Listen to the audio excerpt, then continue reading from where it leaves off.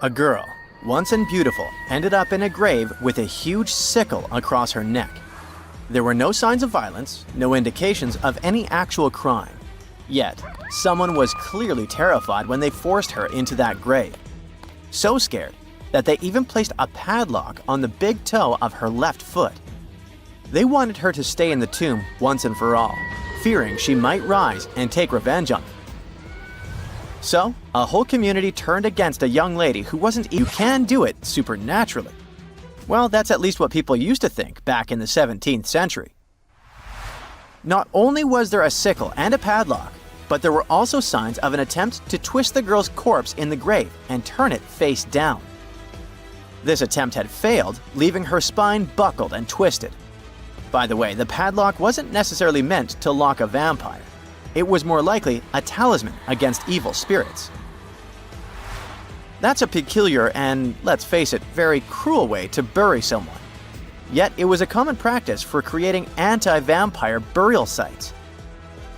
The methods for preventing vampires from rising were quite elaborate. First off, let me introduce a term. Anti-vampire graves, known as revenant graves, date back thousands of years and have been found in various locations across Europe. Europe, you heard that right. Now before you say, hey, vampires are a Romanian thing, Dracula, duh, let me convince you otherwise. They are a part of all European folklore, meaning you can find references to them throughout Europe. With new settlements in America, vampire lore spread there too. There is little documentation about this graveyard, which seemed to serve as a resting place for individuals marginalized by the community.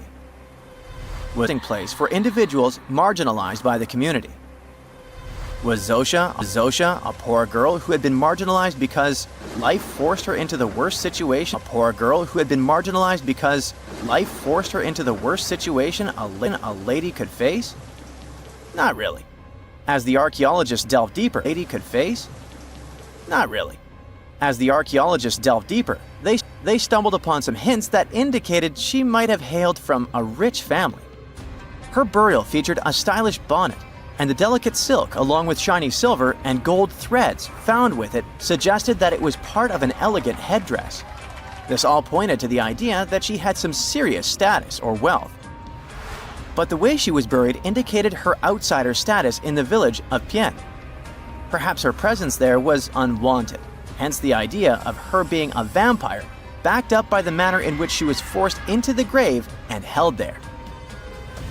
By analyzing the structure of her skull and extricating DNA from her skeleton, scientists created a reconstruction of what her face might have looked like.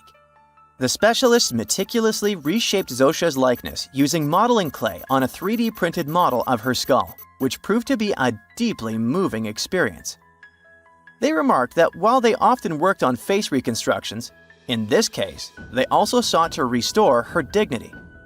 Utilizing these three methods, the team reconstructed Zosa's 400-year-old face, revealing the human story buried beneath supernatural beliefs. It's ironic, isn't it? First, people tried their hardest to make the world forget her face and prevent her from ever coming back. 400 years later, people did everything they could to bring her back to life. Her picture now is all over the internet, yet we will never see the faces of those who buried her. Alas, this reconstruction project only allows viewers to visually connect with Zosa, but her true story remains a mystery. But what we know for sure is that people who were deemed vampires were badly discriminated against, to say the least. Rumor had it that hungry vampires would even steal people to quench their thirst. Let's use math to prove this rumor wrong and prove that Zosa wasn't one of them. Back in the year 1600, there were only 537 million people worldwide. Yeah, this data may not be very accurate, but it's pretty close to reality. A physicist, Kostas Eftimiou, calculated that if a vampire had been drinking one person's blood each month, humanity would have faced extinction within a few years. Starting with one vampire and a population of 537 million in 1600, this math shows we'd have no humans left by July 1602. But here we are now. Well, while placing a stone on a corpse to make sure the vampire doesn't rise may be something new to you, there are also a bunch of stereotypical things associated with these creatures that you definitely know, such as garlic and mirrors. Funnily enough, even though it's all based on a bunch of superstitions, there's pretty good logic behind the garlic thing. You see, it contains a special compound called allicin, which is a powerful antibiotic. While people back then couldn't know what an antibiotic was, they noticed garlic was pretty effective against various conditions. Since they believed vampires were created by a particular blood condition, they also believed garlic could defeat a vampire. And there's more. There's actually a blood condition called porphyria, which makes people look like real vampires. Their skin is pale and their teeth get bigger as their gums shrink. And guess what? People who have porphyria cannot consume garlic, as it worsens their condition. Wow, that's a cool coincidence. The next superstition is a bit fresher, and it's about vampires avoiding mirrors. The first known reference to the mirrors comes from the book Dracula in 1897. But why wouldn't a vampire show a reflection? Simple. Before the plastic era we live in, mirrors were traditionally backed with silver. Silver was commonly believed to repel evil spirits, possibly because it has antimicrobial properties. Much like garlic, its healing properties may be what was supposed to scare off a vampire. Another reason why suspected vampires may have avoided mirrors is the changes to their appearance. Another interesting finding is some stone anchors with holes found by the sea. Similar ones were used in the Mediterranean and on the Atlantic coast of Europe, dating back to 1000 and 2000 BCE. The 15th century Portuguese were advanced sailors and never used stone anchors, only metal ones. The scientists also managed to find a structure built right in the volcanic tuff. It looks somewhat similar to the ones built in the Mediterranean that are at least 2,000 years old. These structures are called columbariums and were used to store the ashes of the deceased. They also found something resembling an oven next to it, so they could be a part of one complex. There's also a basin in the middle, and it's not the only one on the island. It looks like they had a special meaning to their builders. There are channels around the construction. They connect the four basins, and the sun lights each of them at different times of the year. It was all carefully planned, as they were lit the brightest during winter and summer solstices and autumn and spring equinoxes. The water passed through all the basins and went directly into the sea. It could have been a purifying ritual. Now, some people are skeptical about the findings and believe they're all parts of a fortress from the 16th century. Professor Rodriguez is determined to prove it's all much, much older. There must have been some ancient civilization here that could have left because of the volcanoes that go crazy every 50 years. Antonietta Costa, a postdoctoral student at the University of Porto in Portugal, is also sure that the first people came to the Azores in prehistoric times. She has studied standing stones with small openings, explained as cuts for quarrying the stones. Costa believes they are part of a calendar system. She noticed that none of the slits in the rocks were aligned with the cardinal east direction. The slits closest to it are smaller than the ones facing other directions, so it can't be just a coincidence.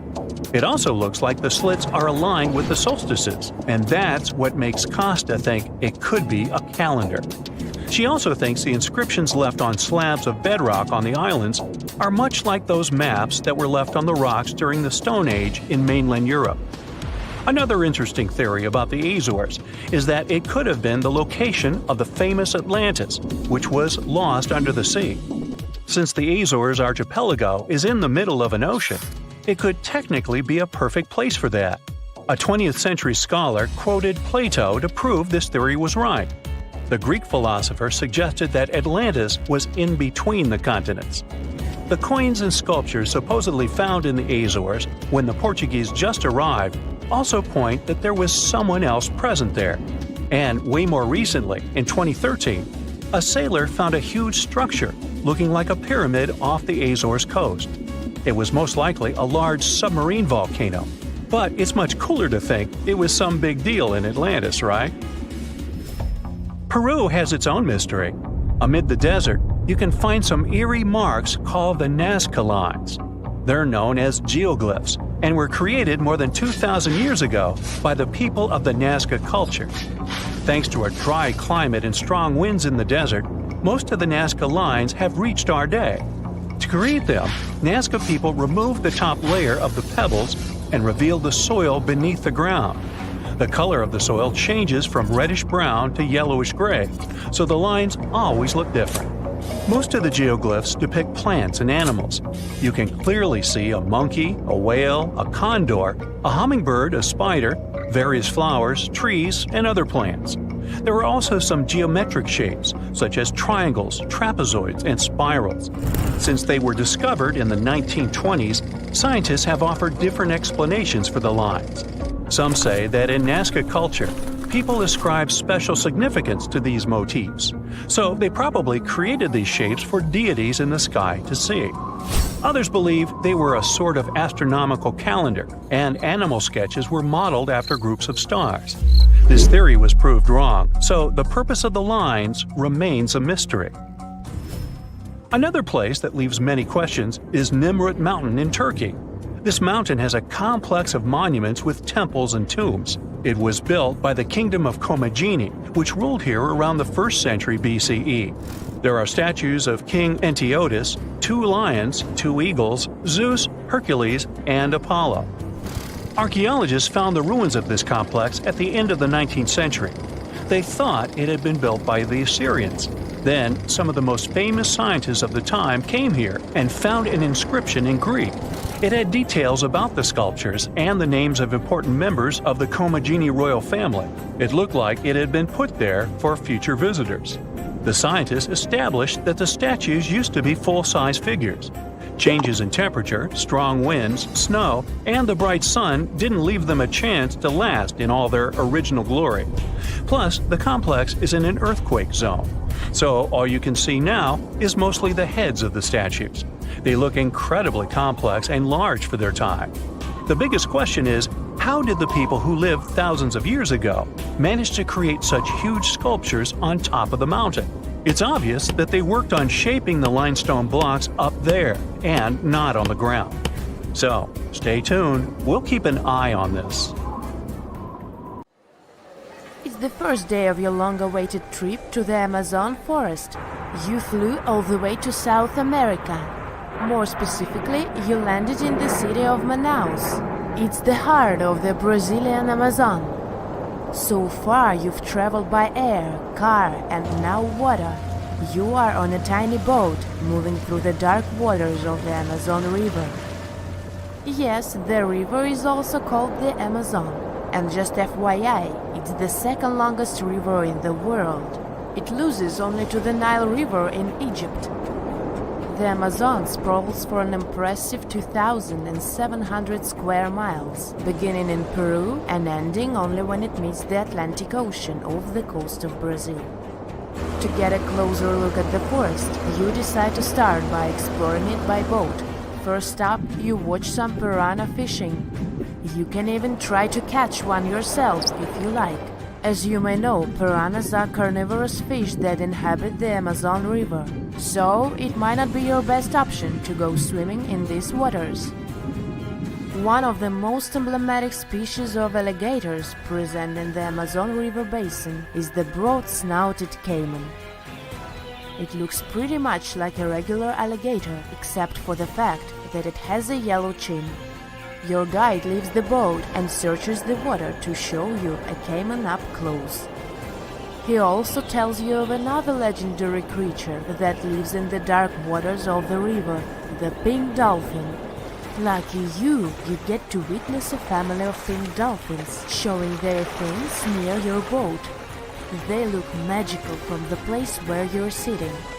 You've probably never known dolphins can be pink, huh? After a few mesmerizing moments, you discover that the dolphin's pink color is nothing but an illusion.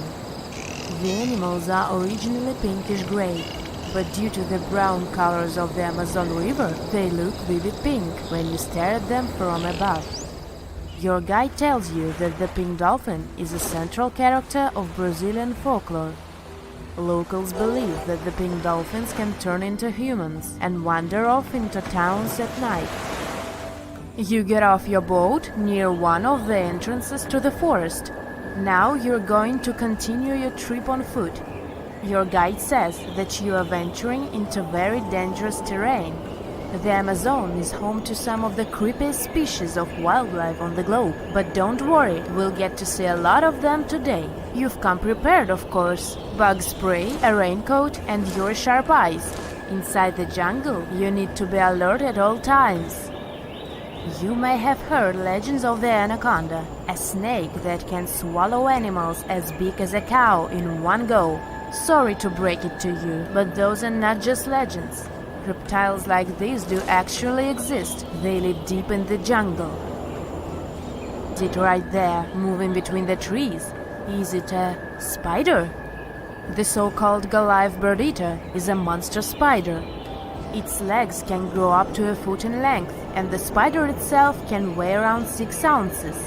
It's also known as the king of tarantulas. You shouldn't get too close, of course. It's not venomous to humans, but its bite can surely sting. As its name suggests, the Goliath bird-eater can even eat birds, as long as they are smaller than it is. Up next, you run into another species of spider that draws your attention. This one is so tiny that you almost don't see it. It's known by the popular name of the decoy spider. You see one of its creations, a gigantic spider built by the tiny Cyclosis spider in order to scare off large predators. This is as amazing as it is creepy. A spider that uses the remains of other insects and dry leaves to create the image of a large spider on its web. If it fools predators, perfect! But to us humans, this work of art looks almost endearing. Who knew there were artists in the arachnid world? Near a small lake, you witness a unique scene. A large snake is slowly slithering its way toward a lizard that is resting on a rock. The lizard seems obvious to the presence of the dangerous reptile, but right as the snake is preparing to attack, the lizard flies the scene in its iconic way. The so-called basilisk lizard is famous for its ability to walk on water, or rather run across the water. This isn't an illusion, just a matter of balancing. The small lizard moves its legs on top of the water very fast, while its long tail serves as a counterweight. I wish I could do that. If you've ever wondered what a frog looks like on the inside, you've come to the right place. Right in front of your eyes, there is a rare local species of frog. It's known as the glass frog. This species of amphibian has a type of transparent skin that is completely see-through. In other words, you can see the frog's interior with astounding clarity. It's as if you had X-ray vision. Moving on with your journey, soon you come across a pond. Floating on its water is probably the biggest water lily you've ever seen in your life. These huge plants are also known as the Victoria Amazonica. They can measure up to 8 feet across and hold the weight of a grown-up person. But I wouldn't recommend trying to climb on it if I were you. Just cause, you know, it's the Amazon forest we're talking about. The wildlife here is amazing, but the forest itself is also a sight. There are over 80,000 species of plants and trees grown in the Amazon rainforest. In fact, you can find 10% of all the world's wildlife in this jungle. An estimated 400 billion trees grow on the gigantic area the forest occupies. Of course, this place is bound to be biodiverse, right? You won't be able to witness this phenomenon during your trip, but your guide tells you about a unique species of tree that is famous for being able to walk. Yep, you've heard correctly. There are walking trees in the Amazon rainforest. They don't have legs or anything like that, but they do move around in search of better lighting conditions.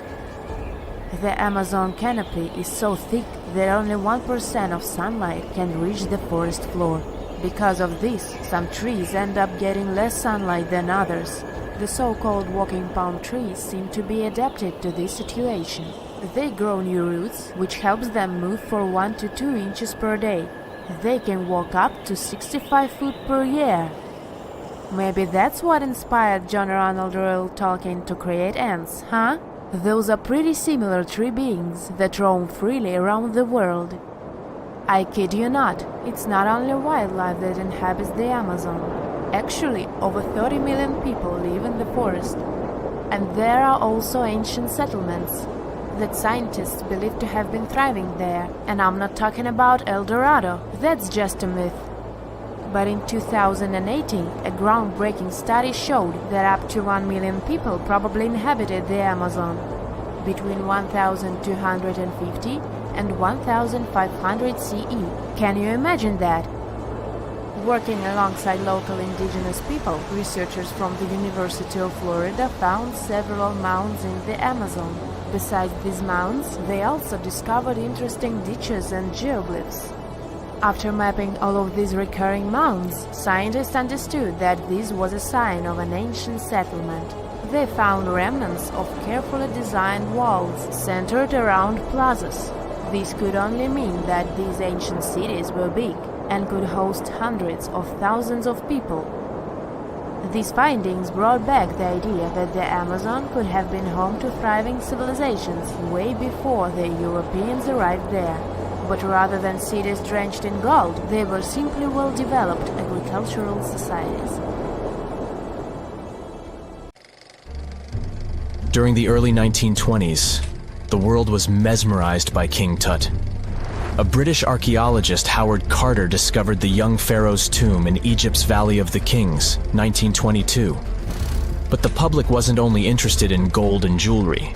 The press wrote about the curse of the pharaohs. But was it true? Was an ancient curse really the reason everyone entering the pyramids lost their lives?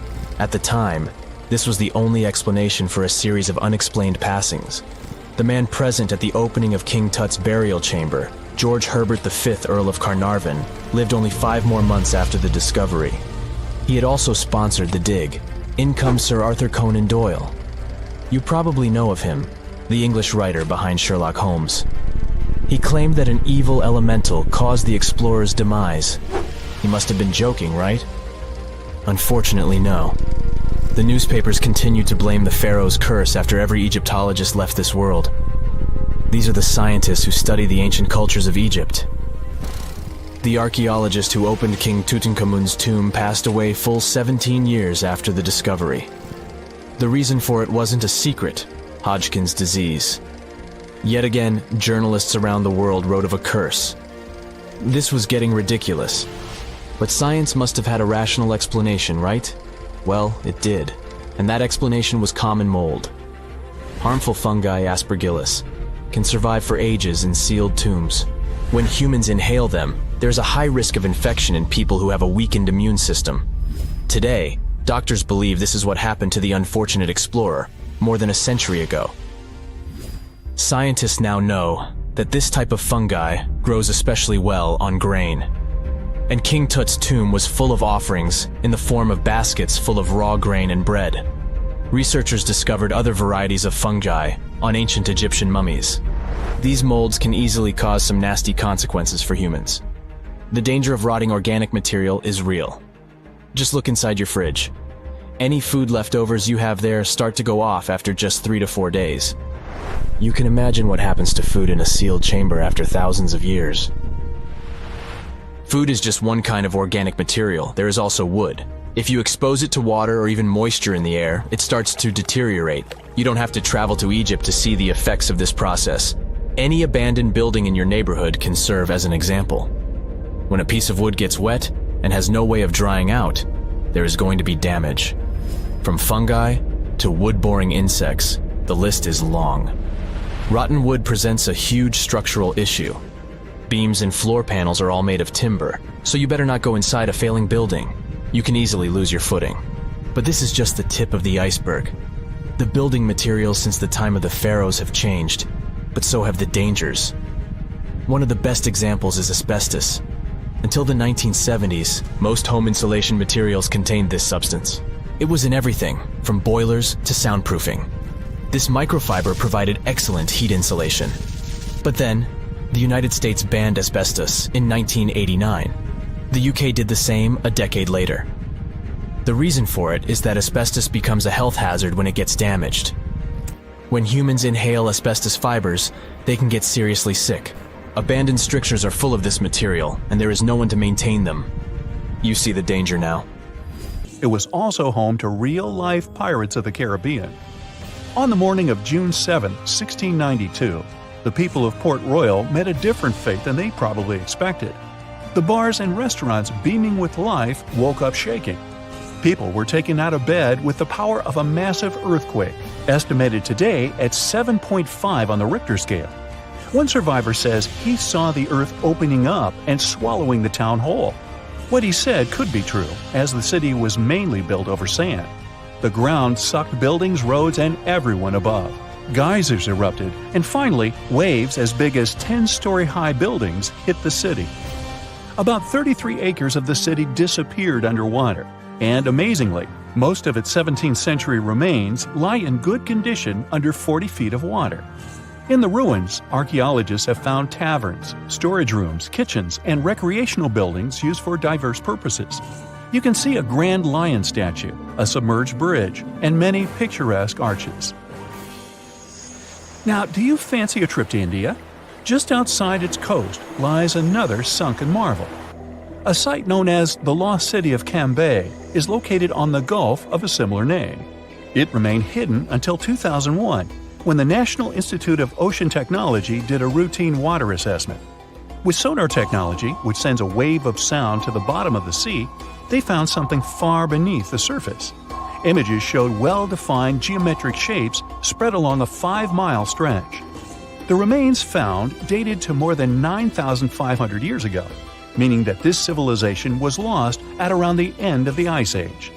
Debris recovered from the site included construction material, pottery, beads, sculptures, and even bones.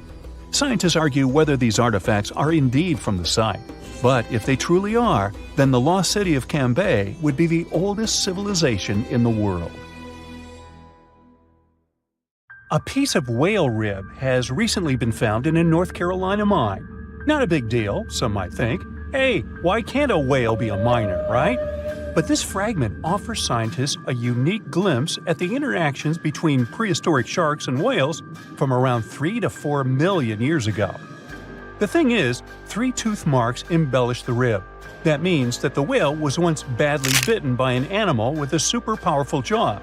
Judging by the spacing between the tooth marks, and it reaches almost 2.5 inches. This animal could be a megatoothed shark.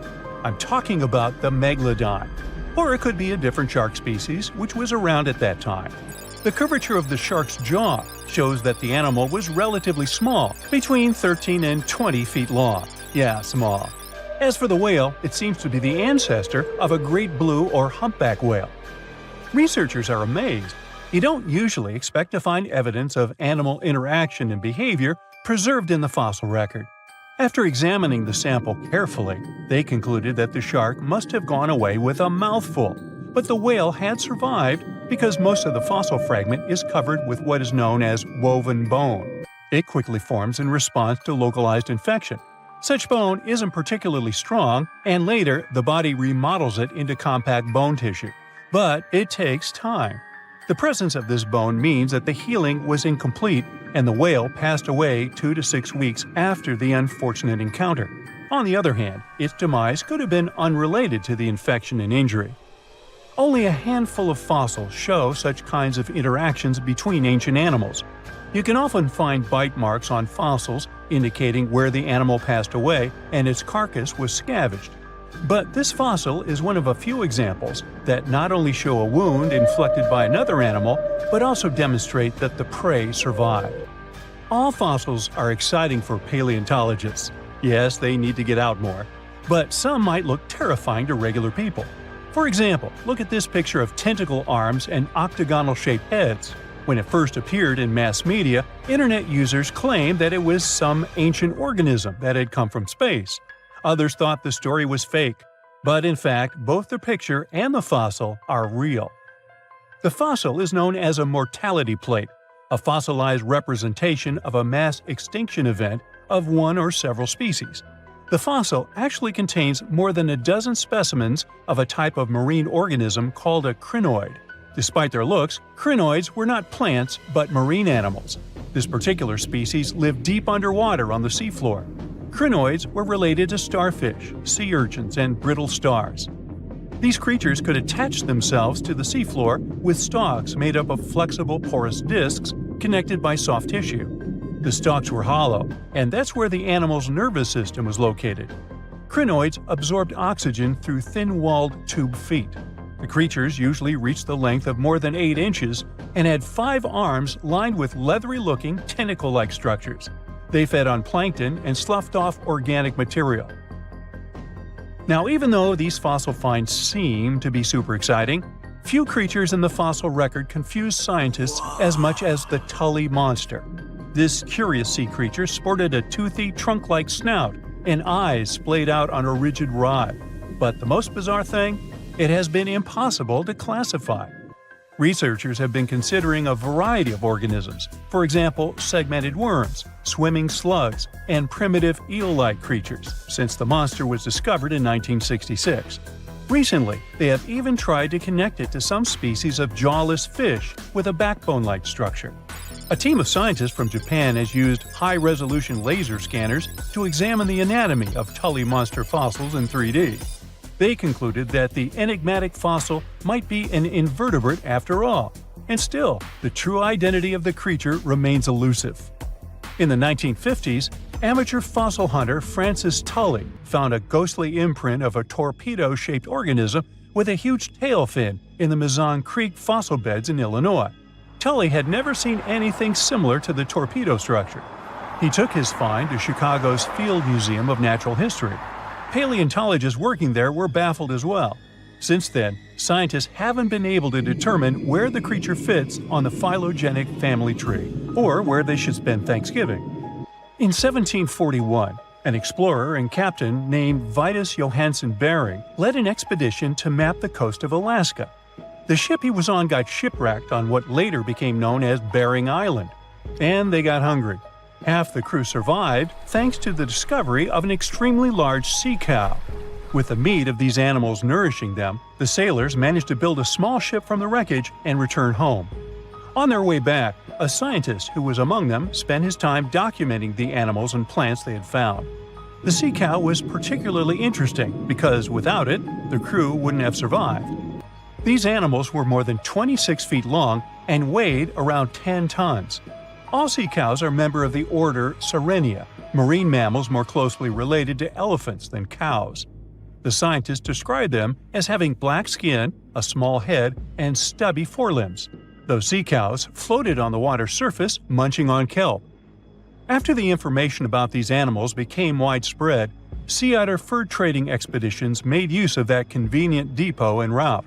Sea cows were docile and could be easily hunted. Long story short, within 27 years after the scientists mentioned those animals, they were driven to extinction. But it's not the saddest part. The fossil record reveals a much deeper and darker history. Fossils of sea cows have been discovered all over the world, from Japan to Mexico. It means that the animal once thrived in the vast kelp beds around the entire North Pacific Rim. That small population discovered by the expedition was probably the last remains of a once much larger and way healthier population. More likely, Aboriginal hunting had already reduced the numbers of these animals to near extinction levels, and the final blow came from Western hunters. The living close relatives of those ancient sea cows are rarely hunted today. Still, they're under threat of extinction themselves. To some, this amazing fossil might look a bit disturbing. Slaves' lentils are fossils that belong to animals called nummilites. They lived and thrived in a warm, shallow sea covering part of Egypt around 40 million years ago. The name nummilites hints at the fact that larger specimens resemble coins, and in Egyptian folklore, they're even referred to as angel's money. These creatures have a simple, single-celled structure, which contrasts with their super intricate skeleton. Look at this series of spiral overlapping whorls. Each whorl is divided into countless tiny chambers. Nummilites can grow to be 4 inches in diameter, and still, they are the fossils of single-celled animals related to amoeba. How and why did they grow to be so large?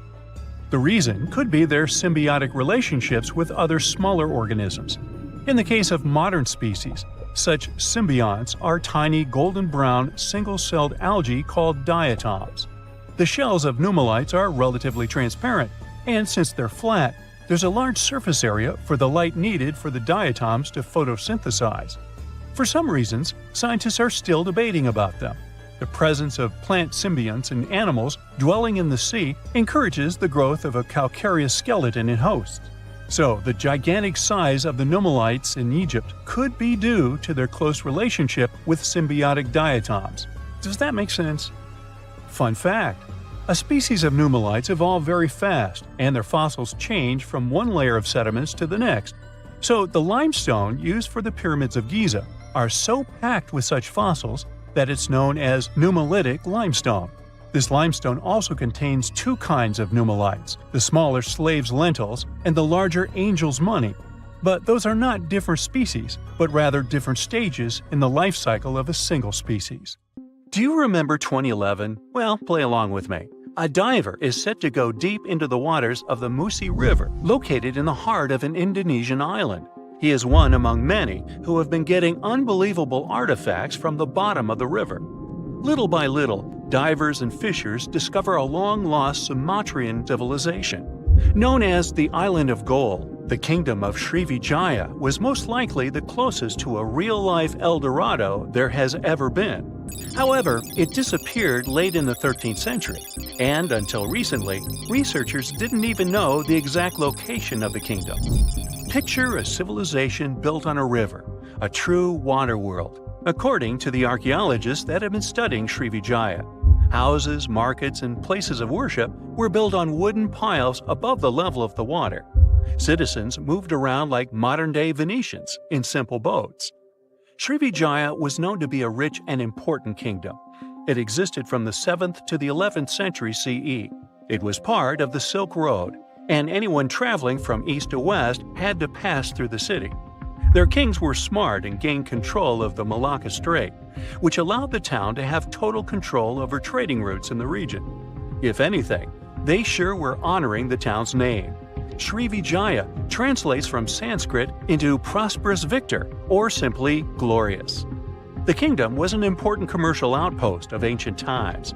It was strategically located among the most influential commercial routes of the ancient world, which means its citizens became extremely rich. Ancient wealthy societies used to overly display their gold and precious metals. They would often use these metals as offerings to their deities, or they would use them to forge large statues and to make jewelry for kings and queens and decorations for their palaces.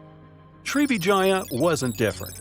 Local Indonesian divers who have been exploring the half-mile of the Musi River near the city of Palembang have found some evidence.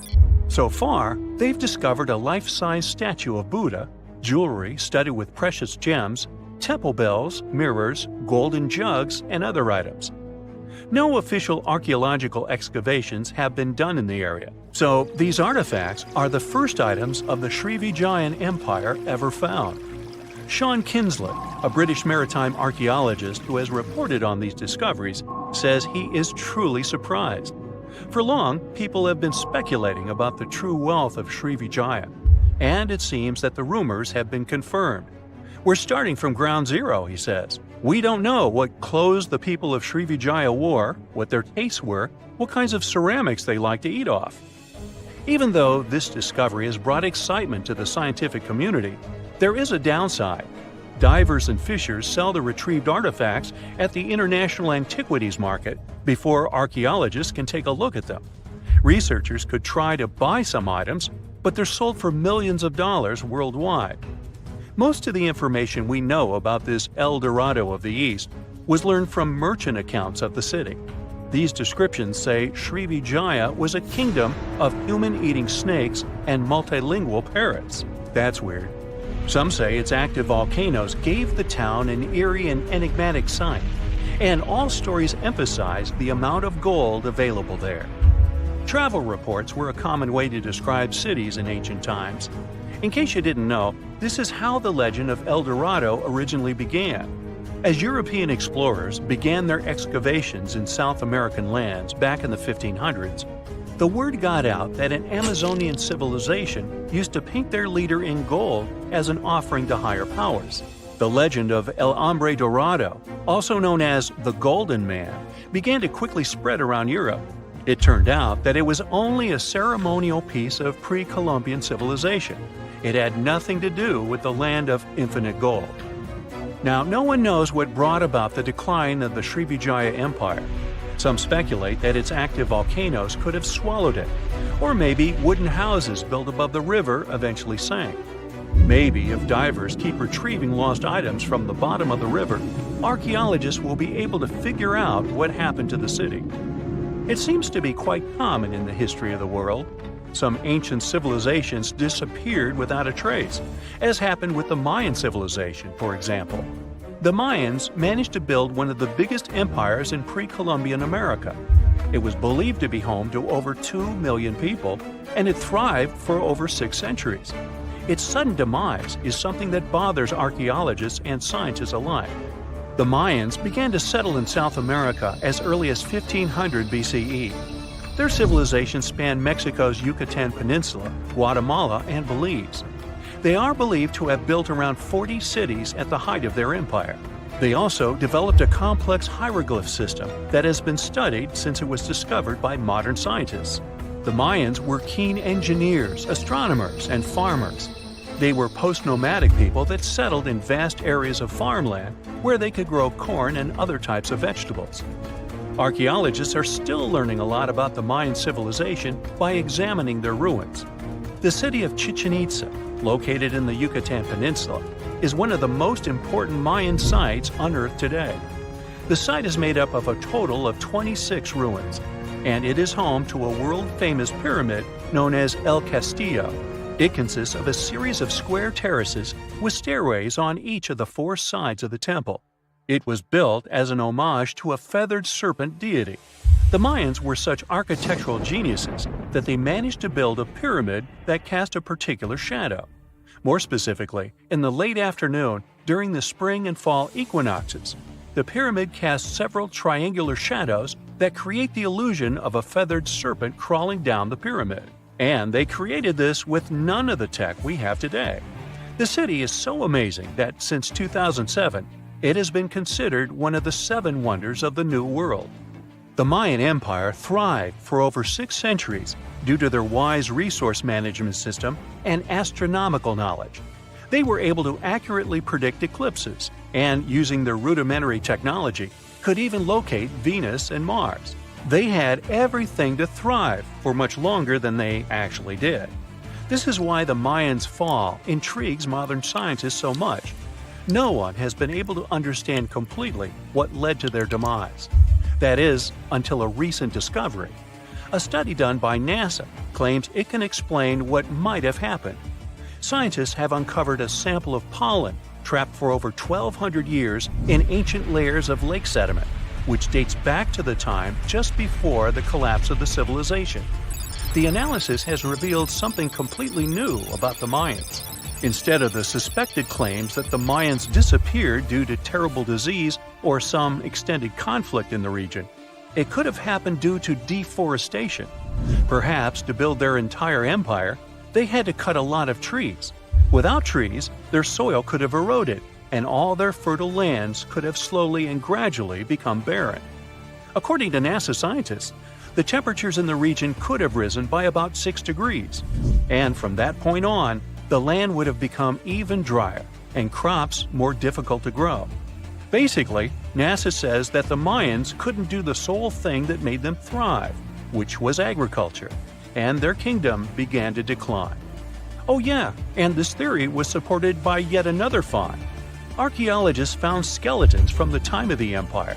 Those had prominent signs of malnutrition. This theory might really shed new light on Mayan history.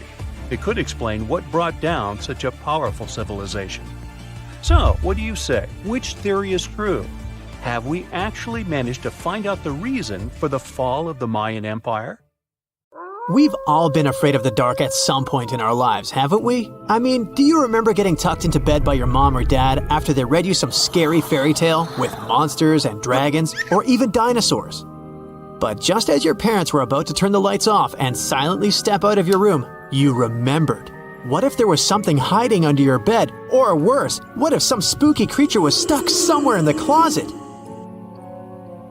You could probably get up and check, but it was too dark out there. Wouldn't it be great to have some source of light that would come from within your body? You could always use it whenever you get surrounded by darkness. Unfortunately, as humans, we aren't able to do that. But there are a bunch of creatures out there that can, in fact, light themselves up. That's thanks to a little something scientists call bioluminescence. Animals and fish living in the ocean tend to have this talent more often than others. And you can find these creatures anywhere, close to the surface or deep down at the bottom. 2.5 miles deep if you have a knack for numbers. These creatures use their light for a lot of things, like communicating with other members of their species, luring in prey, and even scaring away enemies. Bioluminescence is basically an organism's ability to emit its own light. Chemistry has a lot to do with it. Such animals use two chemicals, one called luciferin and the other called luciferase. Add a bit of oxygen and bam! Light! Should you ever wonder if you actually observe bioluminescence or if someone just dropped a glow stick in the ocean, be on the lookout for neon blue, green, or even red sparkles in the sea. They're usually spread over a large area. This can even make the water look like glitter or a starry sky. You can thank squid, tiny crustaceans, and algae for this romantic atmosphere. Now, I've got another unusual phenomenon for you. How about a golden waterfall? I'm not kidding, it actually exists, and it's a natural phenomenon. To see it, you have to drive to Yosemite National Park to the Horsetail Fall. Make sure to plan your trip in winter or early spring. That's the only time during the year when you can see this awesome phenomenon. It doesn't need any scientific explanation. It's nothing more than sunlight at dusk hitting the waterfall in such a unique way that it makes it look like a river of lava. Or gold, your choice. That's the reason why during this time of year, the Horsetail Fall is also named the Fire Fall. Unfortunately, this phenomenon is becoming less and less visible within the years, mostly because of drought and other issues connecting with the melting of snow. So, should you ever decide to visit, keep an eye on the waterfall since the effect is very brief. Ever heard of a dirty thunderstorm? It's also called volcanic lightning. Apparently, specialists looking into the phenomenon have yet to fully grasp what it is.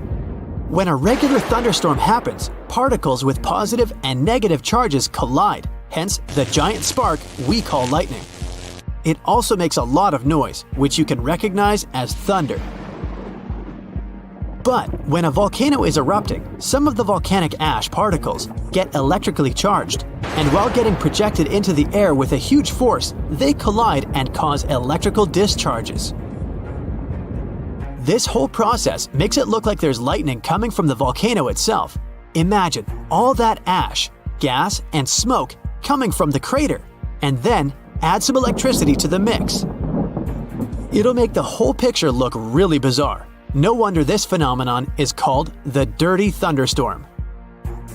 Now, how about clouds that look like waves?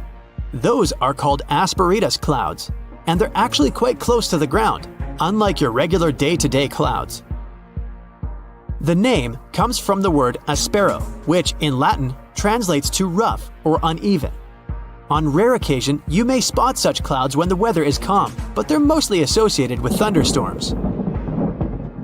These clouds appear during unstable atmospheric conditions, and surprisingly, they don't produce rain. Even though they do resemble dark storm-like clouds, they also create random patterns, tricking your eyes into thinking you're looking at the surface of the sea from under the water. Another impressive kind of cloud is called mammatus clouds. What makes them so special is a series of bulges emerging from the base of each cloud. One such cloud enters a level in the atmosphere where the wind direction changes. You can see these wave-like patterns in the sky. Australia is the place for you if you like surfing, but not all the waves you can catch there are made of water. Near a town called Hyden, there's a mysterious wave made out of rocks. This granite formation supposedly dates back to 2.63 billion years ago. That's way before dinosaurs started hanging around the planet. Standing at 49 feet high and 360 feet long, the wave was formed as a result of two processes: weathering and erosion. There's softer sediment at the base of the wave rock, which was chemically weathered by groundwater. Winds and rain did the rest of the job, causing the erosion of the rest of the formation. Its red, yellow, and gray stripes are made of iron hydroxide, carbonates, and other chemical compounds that were washed down by the rain. You've made it to Australia, so stick around a bit more. There's one more location here that seems unreal. You'll need to fly over this one, however, if you want the best picture. In the western part of the country, surrounded by green woodlands, there's a series of lakes. They're all a staggering shade of bright pink. Out of them all, the most famous is Lake Hillier, a 2,000-foot-long reservoir.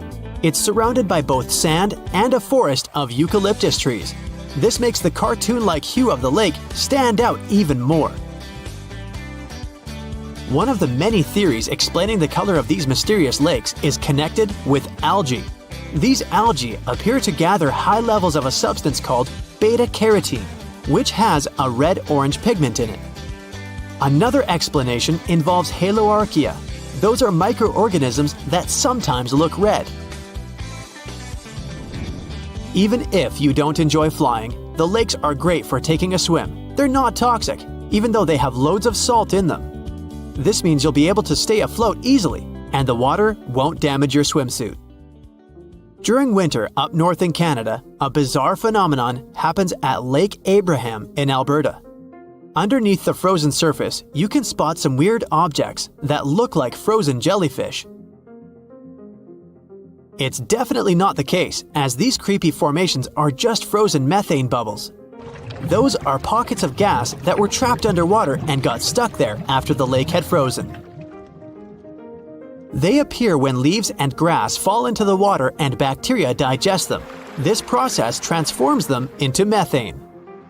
This phenomenon is as beautiful and strange as it is dangerous. The pockets of methane can easily become highly flammable. When the temperatures rise during the spring, the ice melts and these bubbles start popping and fizzing. It's a spectacular sight to observe. Picture a lake filled with soda.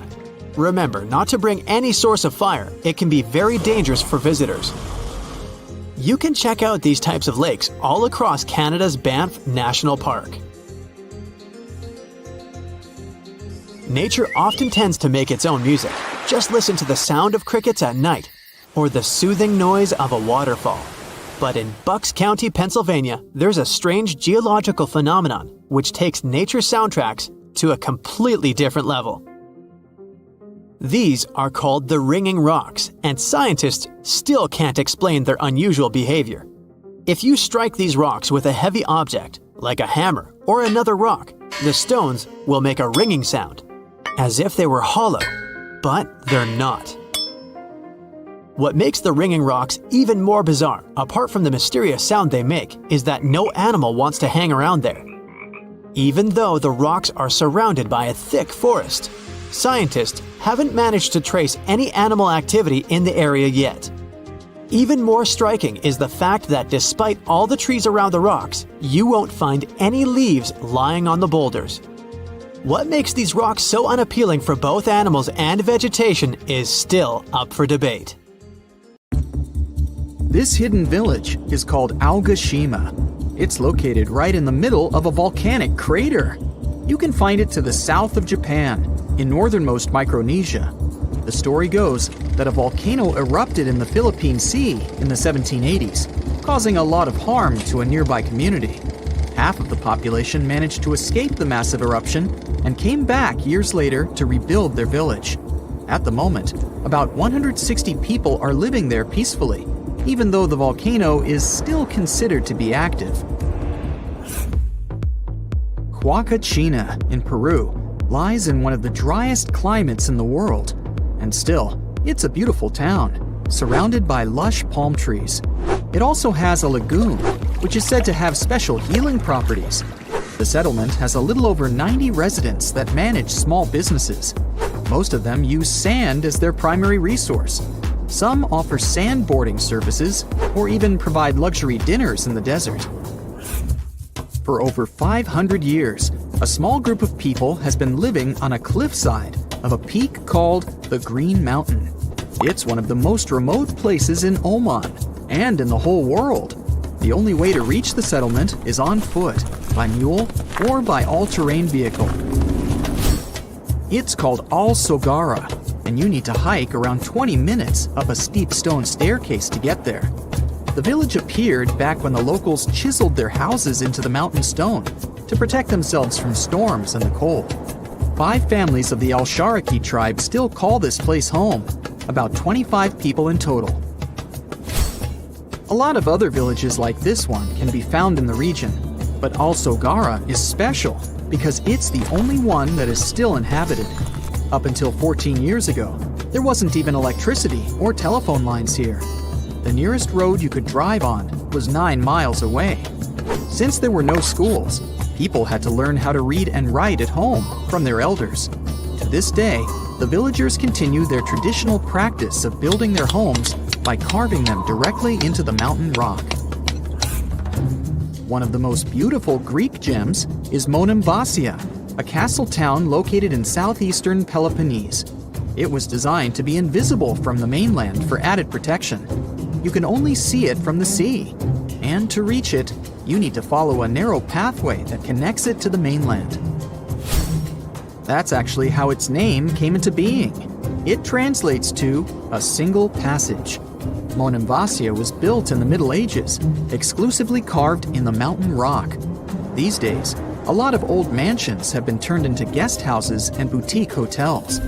Not only is the architecture amazing and beautifully preserved, but it's also surrounded by crystal clear waters.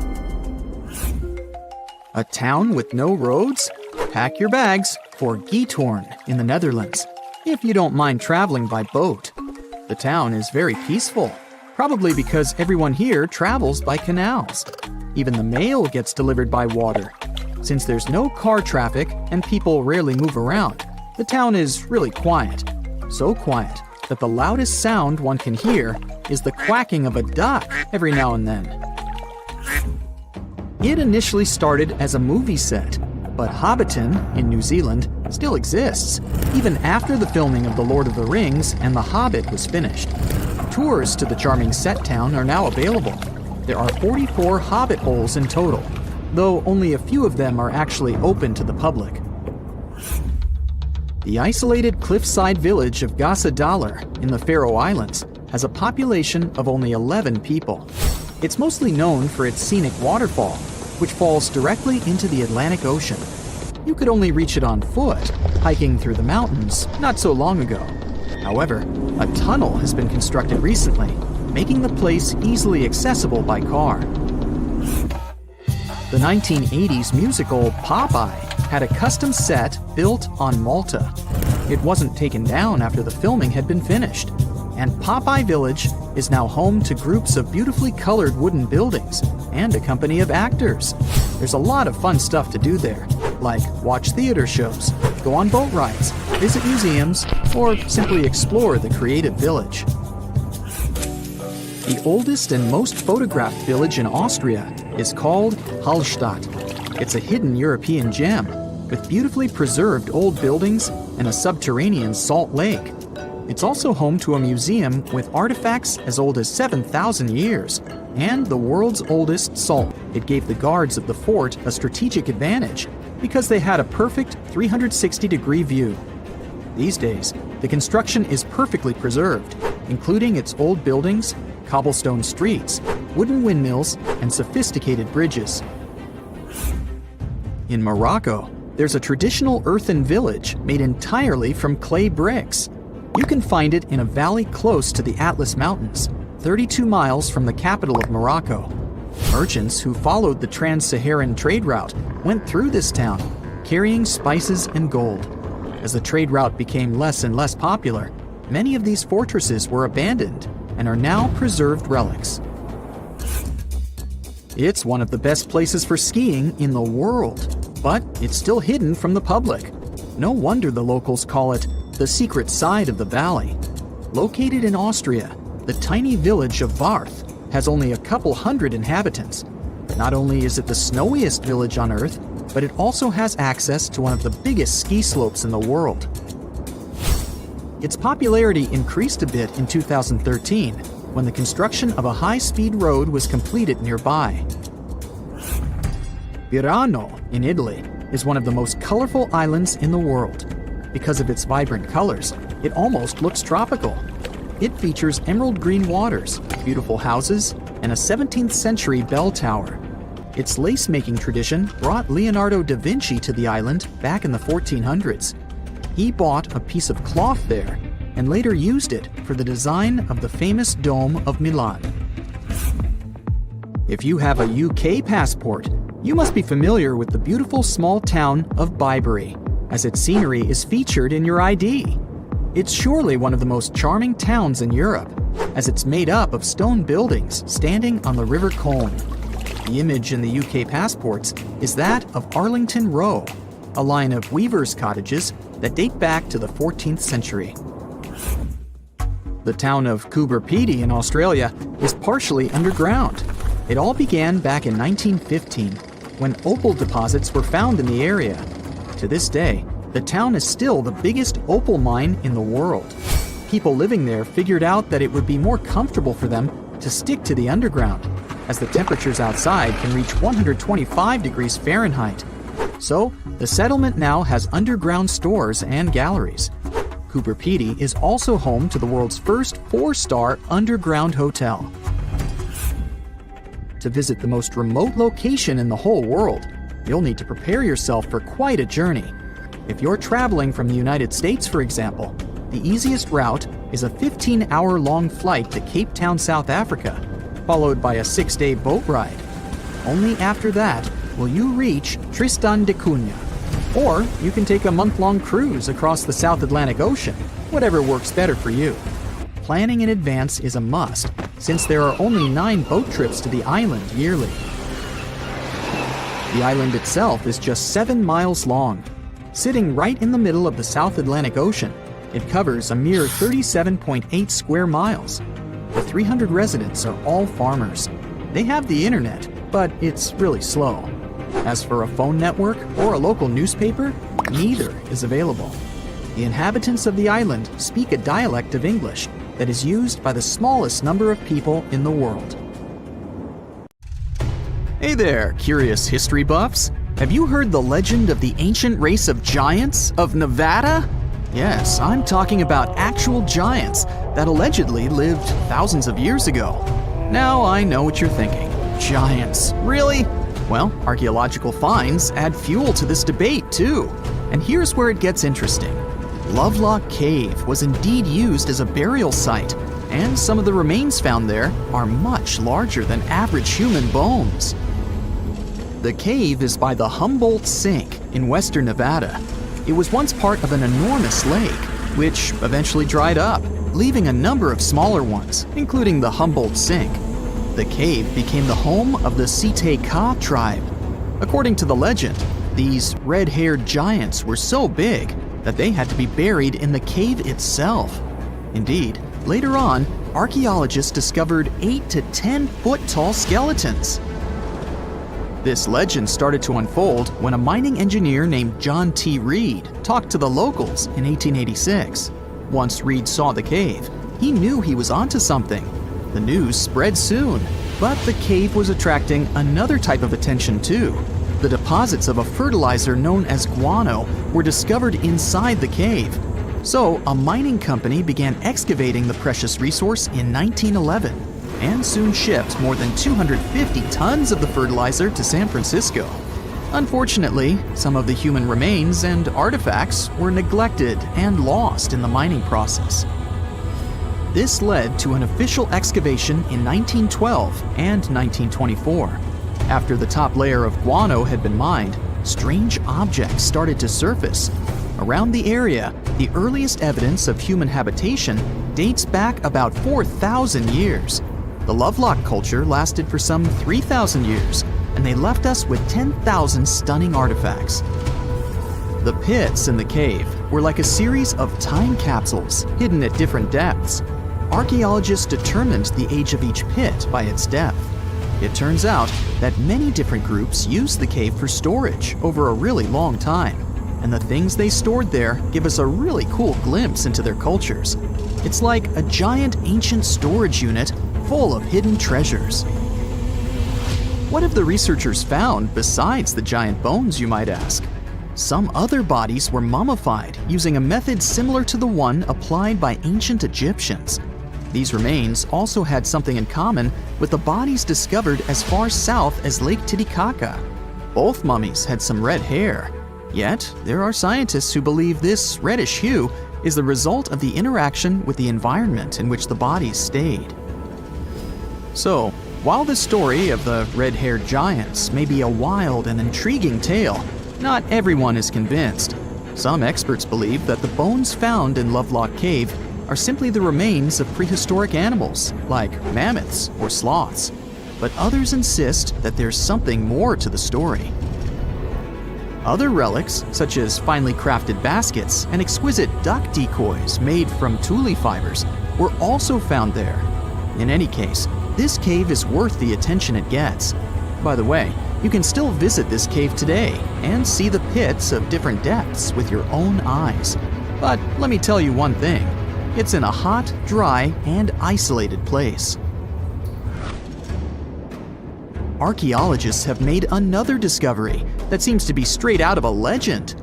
They think they found the palace of the one and only Odysseus, who was the legendary Greek king of Ithaca and the hero of Homer's epic poem. Move over, Indiana Jones. We've got some real-life adventure happening here from around 1300 BCE. Apparently, this is the only palace mentioned in Homer's epic poems that hasn't been found. The excavations have been made on the Ionian Islands, and the view from the ruins found on the island of Ithaca are exactly as described in the Odyssey, says the professor who led the excavation team. Known to the ancient Romans as Ulysses, the Greek hero took 10 years to return home to Ithaca after the fall of Troy. For many years, Homer's other epic, called the Iliad, which tells the story of the protracted siege of Troy by the Greeks, was regarded as a myth too. But then, in the 1870s, Troy was rediscovered in modern-day Turkey's Çanakkale city. So, if they found Troy, who's to say they couldn't find Odysseus's home? The researchers were following Homer's words as a roadmap. The excavation site has a building complex with 2 levels. It has important finds, such as storerooms and workshops, a complicated drainage system, and fragments of pottery. It also has a well from the 8th century BCE, which is around the time when Odysseus is believed to have been the king. Yet, not everyone is convinced that the team has actually discovered the home of Odysseus. A British researcher named Robert Biddlestone insists that Homer's description of ancient Ithaca isn't very similar to the island that now has its name, and that Odysseus's kingdom was actually on the Isle of Cephalonia. However, Italian archaeologist Adriano La Regina might have a more realistic approach to this debate. He says that whether this find has a connection to Ulysses or not, what's more important is the discovery of this royal palace. Once upon a time, in a land far away, the Klamath Indians spread a legend about the creation of Crater Lake. Okay, maybe this land is not that far away, and it still exists. You can find it in south central Oregon, in the western United States. Anyway, the legend has it that this lake was formed in a vicious battle between 2 volcanoes, Mount Mazama and Mount Shasta. Then the spirits of Earth and the Sky, which are Lao, who ruled the below world, and Skel, the chief of the above world, joined the fight. It turned into a geological drama. During the battle, darkness veiled the land. The fight was over when Mount Mazama collapsed and sent Lao back into the underworld. Then the rain filled the pit and created a lake in the place where the mountain had once stood. Flash forward to our time. Scientists have discovered that Mount Mazama did erupt 7,700 years ago. Artifacts found in the area prove that the legend indeed contains some details about the explosion. The tale says that red-hot rocks were flying through the sky. This happened during the volcanic eruption that caused the mountain to collapse. This created the volcanic caldera, which later on got filled with water. What makes this legend came true story unusual is how long it has existed. According to researchers, these types of verbal stories lose their credibility within 600 to 700 years. That's why the legend about the creation of Crater Lake is so unique. So many generations, for hundreds of years, have been accurately passing down the information.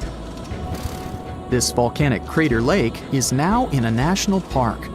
It's famous for its deep blue color. The water in it is extremely clear.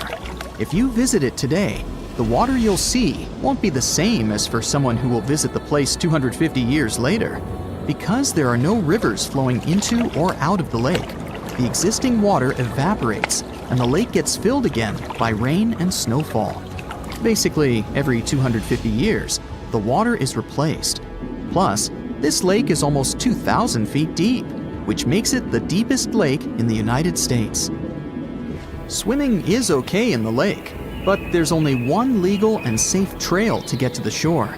There are other activities, such as fishing and boat tours. Shared human experiences, such as birth, marriage, and aging, may explain why certain tales are shared globally. Similar struggles and obstacles faced by humans around the world generate similar themes in traditional stories about love, parenting, and mortality. So, do you have legends or tales you've heard of from your grandparents? Who knows? Maybe your ancestors too witnessed a cool historical event. Have you heard of Göbekli Tepe? It's an ancient site in Turkey that literally made historians rewrite history books. Over 11,000 years ago, a group of prehistoric humans crafted an enigmatic masterpiece that's even older than Stonehenge.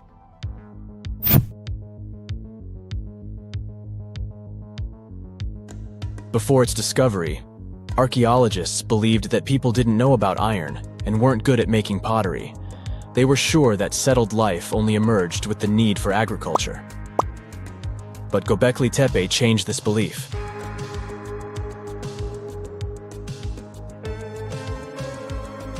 The place has revealed that it was the temple that paved the way for a settled life, not agriculture. Until this discovery, researchers believed that farming was the catalyst for sedentary living. Meet Professor Schmidt, the guy whose findings changed this theory.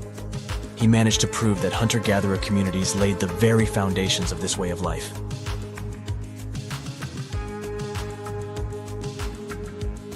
Back in the 1960s, other archaeologists visited the area, but they totally missed the mark. While surveying the region, they stumbled upon a hill with scattered limestone slabs and concluded it was just an old burial ground from medieval times. Little did they know that there was so much more to uncover.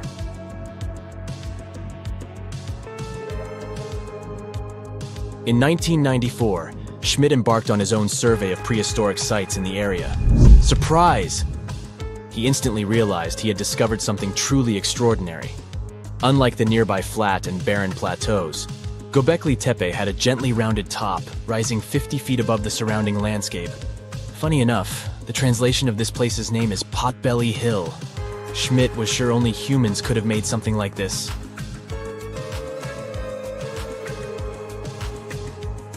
Those broken limestone pieces that were mistaken for gravestones turned out to be way more exciting.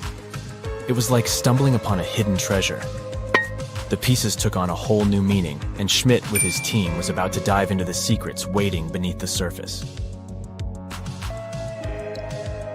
To their surprise, they found no traces of a settlement, no hearths for cooking, no houses, and none of those adorable clay figurines commonly found in nearby sites of similar age. However, they uncovered that those ancient people used tools like stone hammers. So, Schmidt and his team put their heads together and took a wild guess at the age of Göbekli Tepe's stone structures. Their estimation got backed up by some limited carbon dating done right at the site. The ancient vibes of this place were finally starting to make sense. It was like a puzzle slowly coming together.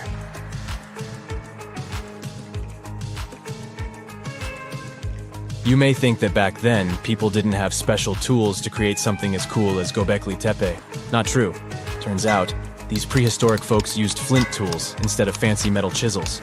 They were also skilled at chipping away softer limestone and crafting pillars right on the spot. Afterward, they carried the pillars a short distance to the summit and placed them upright. Once the stone rings were complete, they covered them with layers of dirt. Over time, they added new rings, and voila! You've got a cool hill to impress people in the future.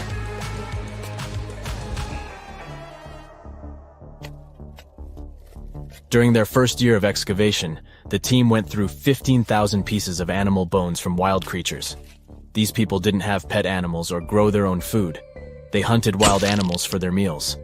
But things were about to change, because the place had everything they needed to start farming. Scientists say they had wild sheep and wild grains that could be domesticated. And guess what? Just 20 miles away, geneticists found evidence of the world's oldest domesticated strains of wheat at a prehistoric village.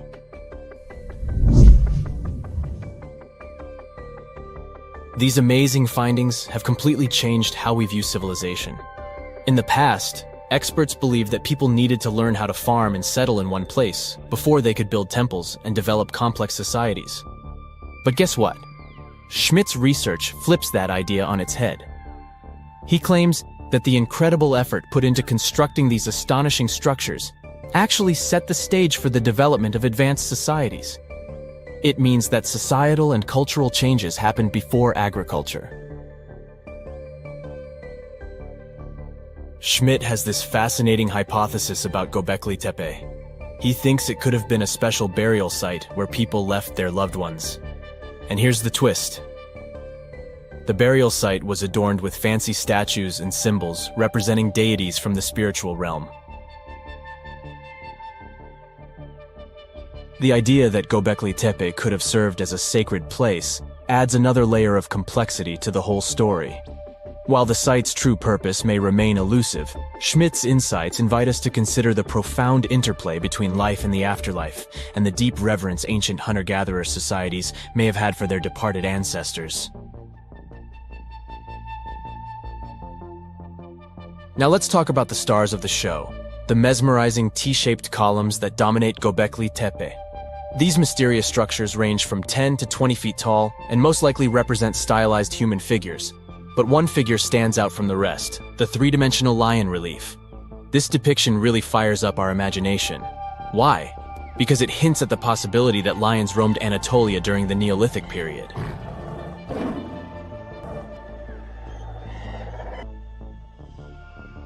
These standing stones are arranged in circles and placed in rectangular pits. Each circle has a similar setup. Two big T-shaped pillars in the center, surrounded by slightly smaller ones facing inward. Talk about a stylish arrangement. These towering pillars reach a whopping 16 feet and weigh between 7 and 10 tons. Some pillars are plain and simple, while others are like works of art with intricate carvings. Foxes, scorpions, and vultures come to life, crawling and twisting on the pillars' sides. But it's not just animals depicted on these stones. Some pillars have abstract shapes representing humans, and even small carvings of clothing items. Some of them even have belts. Now, there's one pillar that stands out from the rest like a rock star. This super old stone pillar suggests that a comet crashed into Earth. It happened during a chilly period that lasted about 1,000 years. Previous studies examining Greenland ice cores hinted at this comet theory, but now the carvings at Göbekli Tepe prove it right.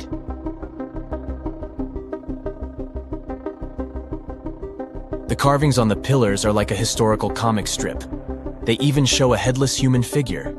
Researchers fed the images into a computer and discovered their connections to constellations, indicating that this temple might have been an ancient observatory. It's like our ancestors were trying to document this cataclysmic event in their own unique way. Archaeologists have been excavating and researching Göbekli Tepe since the mid-1990s, peeling back layers of history and providing us with a deeper understanding of the intricate relationship between various elements. They have no plans to stop the whole process for another 150 years. Who knows what else they'll find?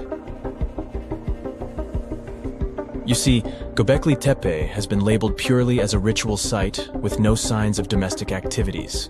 We were led to believe that the absence of water meant it couldn't support semi-sedentary communities. But scientists believe it's time to shake things up and approach Göbekli Tepe with fresh eyes. It's time to question what we believed before and use new evidence and different ways of thinking. Like, there might have been a group of people living in the area who didn't stay in one place all the time. They moved around a bit but still had their own civilization, living in the area semi-sedentarily. Göbekli Tepe is not just home to a single temple, but an astounding collection of over 20 ancient structures.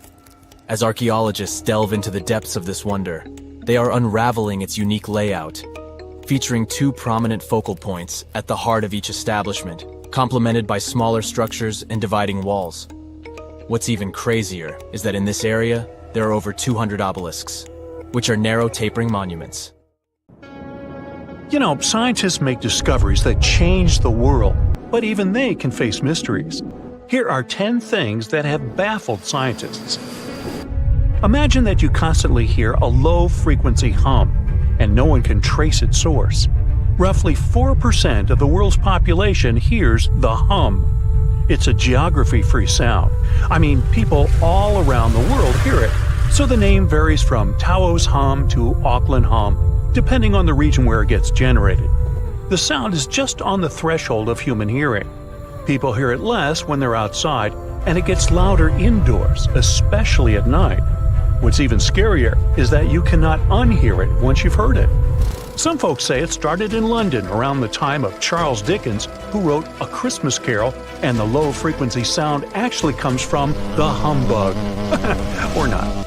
Actually, the earliest cases were recorded in Bristol, UK, dating back to the mid-1970s. Scientists have various theories about where the hum comes from and why only some people can hear it, yet they don't have a clear answer. It could occur when ocean waves move along the ocean floor. They shake the Earth when they collide with continental shelves. Or this might be happening because of volcanic eruptions and earthquakes. Oh, and how about ultra-low frequency radio signals used to communicate with submarines or even 5G? Upsweep is another type of unidentified sound. It was discovered in 1991 in the Pacific Ocean. The sound is high enough to be recorded throughout the ocean. Scientists theorize that the sound could be related to underwater volcanic activity. Interestingly, the volume of the sound has been diminishing compared to its volume when it was first discovered, yet it still can be detected. Plus, it's seasonal. It reaches its highest volume in spring and fall. Is it related to seasonal changes? No one really knows for sure. The next mysterious thing is a cone-shaped monument found in the Sea of Galilee in Israel. This monument was discovered accidentally by sonar scanning in 2003, but the findings were published only in 2013. The monument weighs 60,000 tons. It was once submerged by rising waters. Archaeologists say the monument is enigmatic because they can't figure out where it's from. They don't know what it's connected to or its function. So this big and unusual thing remains a mystery. Now let's move to Göbekli Tepe, Turkey. This place offers you one of the most archaeologically significant sites in the world. Why is it important? Well, it has massive carved stones about 11,000 years old. To put it in perspective, they're 6,000 years older than Stonehenge. Ancient people placed these stones before they began farming or crafting metal tools or pottery. So the existence of this place goes against the chronology of civilization we're familiar with, where people farmed first and built second. Apparently, it wasn't like that. In any case, a good question is, what was the purpose of this site? Was it built to worship some spirits? Yep, archaeologists believe it might be the world's oldest temple. Okay, say this with me. Paleodictyon nodosum. Yeah, I know it sounds like a chemical formula. This is a living fossil found deep down on the ocean floor. A creature makes these hexagonal burrows, that for sure. Yet scientists can't identify the artists. Now, what do I mean by living fossil? Well, Paleodictyon nodosum is a creature believed to produce a burrow nearly identical to Paleodictyon fossils. Is it a worm-like animal that made them? Scientists don't know.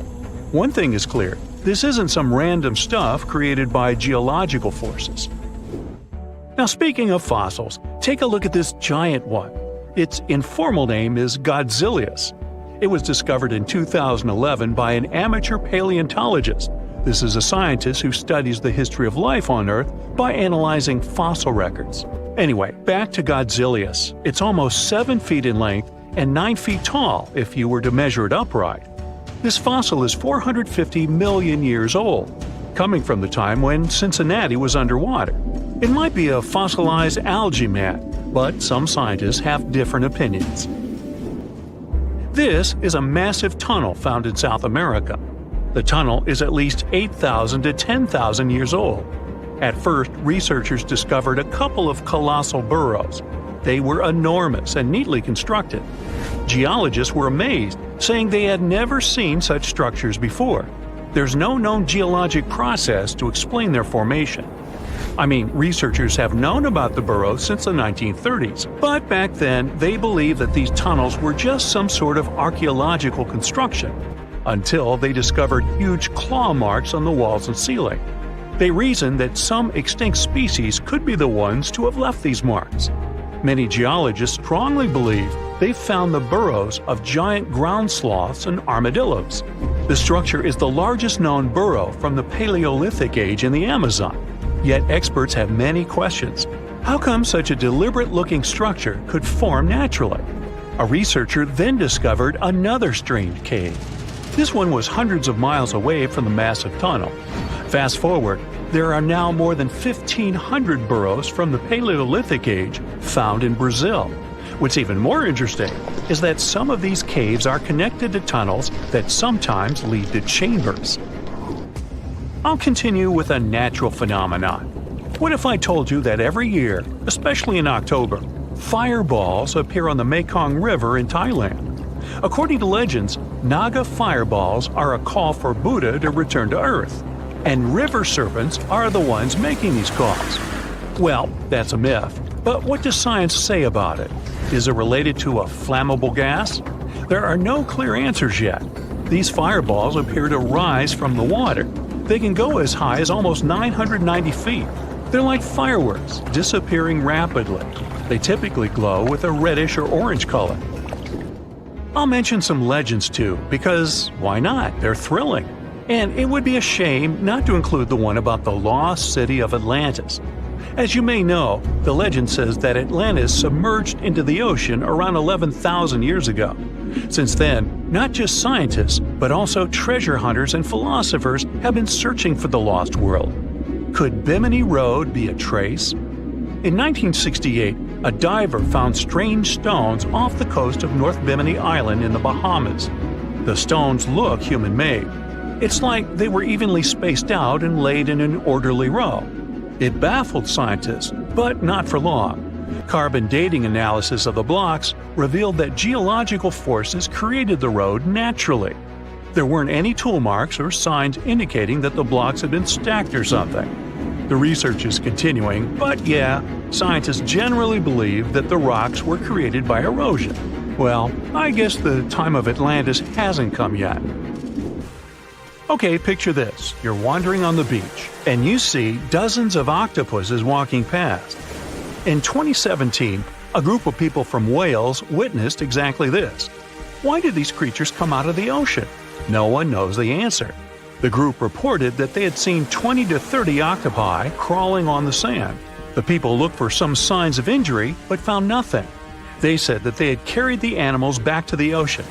Interestingly, these creatures kept crawling onto the shore when people were asleep. Experts say that it's hard to be sure of the reason that pushed the animals to the beach without conducting a physical examination. They're still speculating about the reason behind this unusual and rare occurrence. Could it be overcrowding? Furthermore, the octopi were well armed. A separate study points out that the more fishers hunt large animals that feed on octopuses, the more the octopus population grows. Maybe that's why these creatures have to go farther to find food or shelter. But without proper research, these are only theories. There's a lot we don't know about space, too. So here's a bonus fact about the yellowish source of life in the solar system. Scientists have discovered a new type of wave inside the Sun. These waves move in the opposite direction to the Sun's rotation. Plus, they move super fast, so fast that it's beyond our understanding. Researchers have different theories about the function of the waves. If they figure out their role, this could give them additional insight into the processes happening inside the Sun. And yes, the octopi were well armed. If someone finally invents time travel and you hop on a trip to the past, you won't recognize many of the things you know and love today. The Statue of Liberty and the Egyptian pyramids, some basic gadgets like the remote control and your laptop, and even the corn you have for lunch have all changed beyond recognition. When the pyramids were originally built in ancient Egypt and Giza and other places, they didn't look sandy brown at all. All of them were covered with white limestone. If you had seen them under the hot African sun, you'd have to look away. That's how smooth and shiny they were. Builders used around 6 million tons of this material for the Great Pyramid of Giza alone. It's the largest one you can still see on your trip to Egypt. The local rules were quite a thrifty crowd, and they reused some of the casing stones for other construction projects. A massive earthquake in the 14th century has also loosened some of the stones, so you won't see a lot of limestone, but some of it is still there, on top of the Pyramid of Khafre in Giza. It looks like it has a second peak on top of the first. In ancient times, all pyramids used to have capstones called pyramidions, covered in a mix of gold and silver. Most of them have been lost over the centuries, but you can still see a few of them at museums. They show images of Egyptian deities. The pyramids were probably modeled after a sacred pointed stone, the benben. It represented the rays of the sun. Now, lifting heavy rocks wasn't so simple without the tech we have today. I guess you'll agree with me if you helped your friends move at least once, and they made you carry the couch. But those smart Egyptians of the past thought of that and chose the pyramid shape. It lets the weight distribute evenly throughout the whole thing. The Statue of Liberty has also had a major makeover since it was first unveiled in 1886. Believe it or not, it used to be a shiny brown color, just like a penny. 20 years later, it changed its color to green. It wasn't a fashion statement, but a chemical reaction. The statue is covered with hundreds of thin copper sheets. When copper reacts with air, it naturally forms a protective layer called verdigris. This layer protects what's under it from corrosion, and that's why statues and other things made of copper, brass, and bronze can last so long. When Lady Liberty first turned green, people in authority decided it would be a good idea to paint it all over. It was way before social media, so you couldn't just drop an angry comment under the post describing the idea. But they wrote about it in the local newspapers, and the public didn't love the idea. Then the Times interviewed a copper and bronze manufacturer, and he confirmed they shouldn't repaint it, because removing the protective layer would mean destroying the statue. Over the years, people have suggested painting Lady Liberty several times, but no one has ever done it.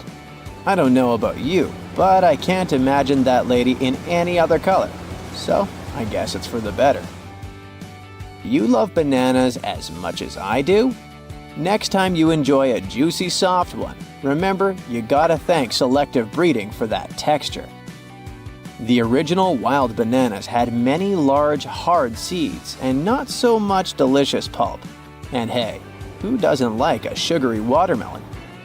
It has a history of over 5,000 years, and it used to have bitter, yellowish white flesh and was really tricky to open.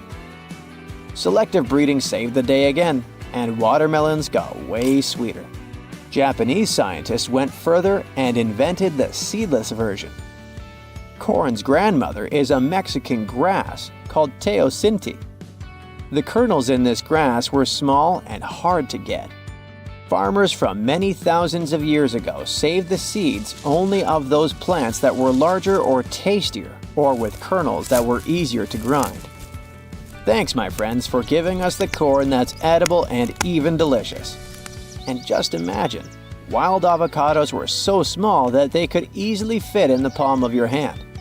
The pit in them was so large you wouldn't find much edible material inside. They also had a much harder shell than the ones we're used to. You probably wouldn't get a lot of work done without your beloved computer today, but I can't tell you exactly whom to thank for this invention. The ABC from 1942 is one of the contendants for the title of the first computer. It's short for the Atanasoff Berry computer, named after its inventors at Iowa State University. The ABC weighed over 700 pounds. Yep, yours must be way lighter than that. That big boy consisted of around 300 vacuum tubes and had a rotating drum, a little bigger than a paint can, and had small capacitors on it. A capacitor is a gadget that can store an electric charge, like a battery. The ABC could solve problems with up to 29 different variables to help scientists save some time. Like modern computers, it used binary digits, ones and zeros, to represent all numbers and data. Because of that, it was possible to do the calculations electronically. And now, my favorite part, the ABC finished one operation about every 15 seconds. Just for you to compare, it's millions of operations per second now. Unlike the tech we use today, the ABC did not have a changeable stored program, so the program could only do a single task at a time. An operator had to write down the intermediate answer and then dial that back into the computer. Sounds like another reason to be happy we live in the 21st century. That remote control you use for all sorts of appliances has gone a long way too. Nikola Tesla, who gave us alternating current, designed one of the first wireless remote controls back in 1898. He named his invention teleautomation and demonstrated it on a miniature boat controlled by radio waves. The boat had a little metal antenna attached to it. Tesla sent signals to the boat using a box with a lever and a telegraph key, which was his version of a remote control. Those signals set electrical contacts on the boat into motion and moved the rudder and the propeller, and Tesla was controlling the boat. The concept of the remote control soon spread to other gadgets. The first television remote control followed in 1950. It was designed by the Zenith Radio Corporation, called LazyBone. Don't take it personally, please. This LazyBone had a massive cable that was attached to the TV set, and those who tried it didn't fall in love with the invention because they tripped over that cord. I feel your pain, my friends. If you live or work on one of the top floors, you gotta love this one. Meet the first passenger elevator. It traveled at the speed of 40 feet per minute. Not the fastest, I know, compared to today's record, which is 40 feet per second. But hey, it was built back in 1857 in New York and was more of a tourist attraction than a necessity. The elevator had a steam engine hidden in the basement of a 5-story building. 3 years later, they shut it down because the public didn't appreciate it. Otis Tufts filed the first patent for a vertical railway around the same time. His invention included an actual car with a bench inside for people to sit on. Sounds like a great spot to hang out with friends to me. What do you say? Then they started adding elevators to luxurious hotels around the world. They were entire rooms with a rich design, upholstered seats and mirrors on the walls, and sometimes even a small chandelier. There was an obligatory operator who'd close the door and the car would start its super slow ascent. It was still more about style than about speed, so I guess I'd choose the stairs. Before we get into the reason why and how there are pyramids all around the world, let's talk about some of the examples. I'll start with the Pyramid of the Sun in Mexico. These folks really knew how to build a city. Their well-planned urban center spanned over 7 square miles and boasted several pyramids. But the Pyramid of the Sun is the most impressive. This giant pyramid was built way back in 100 CE and is one of the biggest structures of its kind in the whole Western Hemisphere. It's so big that it's 216 feet high above the ground. If you ever find yourself in this ancient city, you won't be able to miss the Pyramid of the Sun. It's right there on the east side of the Avenue of the Dead, the city's main north-south street. To build this incredible pyramid, around 1 million cubic yards of material were used, including a special kind of red volcanic rock called hued tezontle. Impressive, huh? We don't know too much about the people who built the Pyramid of the Sun or its purpose. But archaeologists believe there was once a temple on top of it. When explorers went below the pyramid in the 1970s, they found a bunch of cool tunnels and chambers.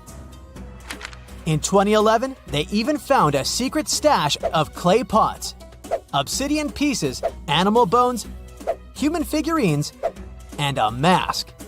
Who knows what other secrets the pyramid is hiding? If you decide to see this one, you must climb the pyramid using the 248 uneven steps on the west side. Watch your step. Sudan got some pyramids too. Nubian pyramids aren't as big as the ones in Egypt, but they still got around 200 of them.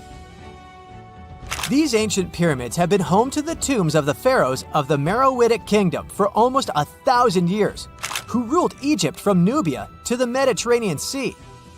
The pyramids at Meroe were constructed using granite and reddish sandstone. Oh, and did you know that Sudan has more ancient pyramids than Egypt? The Kushite pyramids depict the indigenous architecture and burial traditions of Nubia's Napata and Meroe kingdoms, which ancient Egypt influenced. Meroe, the burial site of over 40 queens and kings, is the most extensive Nubian pyramid site. The tomb walls depict mummified royals bedecked in jewelry, their wooden caskets containing bows, quivers of arrows, and other artifacts pointing to the Meroitic relationship and trade with Egyptian and Greek civilizations. So if you're looking for some ancient tombs to explore, you may consider skipping the crowds in Egypt and heading on down to Sudan. Let's fly to Iraq to see some more pyramids. Ziggurats have fancy receding layers and tiered temples. Instead of a smooth exterior, it has tiers like a cake. Perfect for all the important work and rituals that went on inside. You can find these towering structures scattered throughout Iraq and Iran, and they're a real testament to the power and skills of the people who built them. One of the biggest and most impressive ziggurats is the ziggurat at It's basically a giant rectangular pyramid that stands a whopping 70 to 100 feet tall, with 3 levels of terraces and a temple on top. Can you imagine how many baked bricks it took to build that thing? Try 720,000 for just the lower portion. This particular ziggurat was built for Sumerian king Ur-Nammu. Similar to other ones, this pyramid has been around for thousands of years, so it got a little rough around the edges. Thankfully, the Babylonian king Nebuchadnezzar II and some archaeologists came to the rescue in the 6th and 20th centuries respectively. And now, you can find this near Talil Air Base.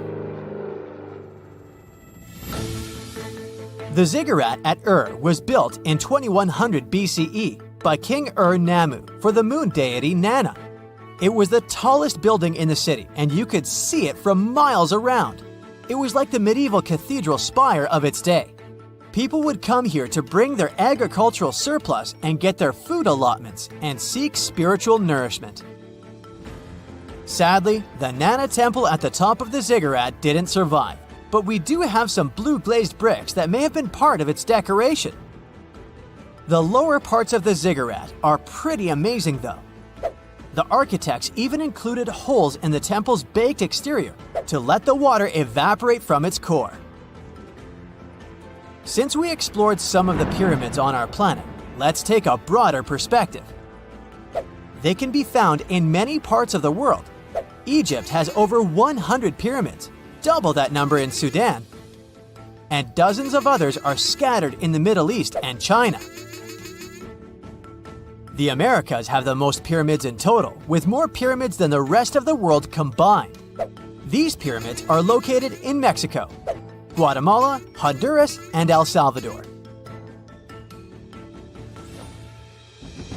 Time to know more about the evolution of pyramids through history. The oldest pyramid is in Egypt.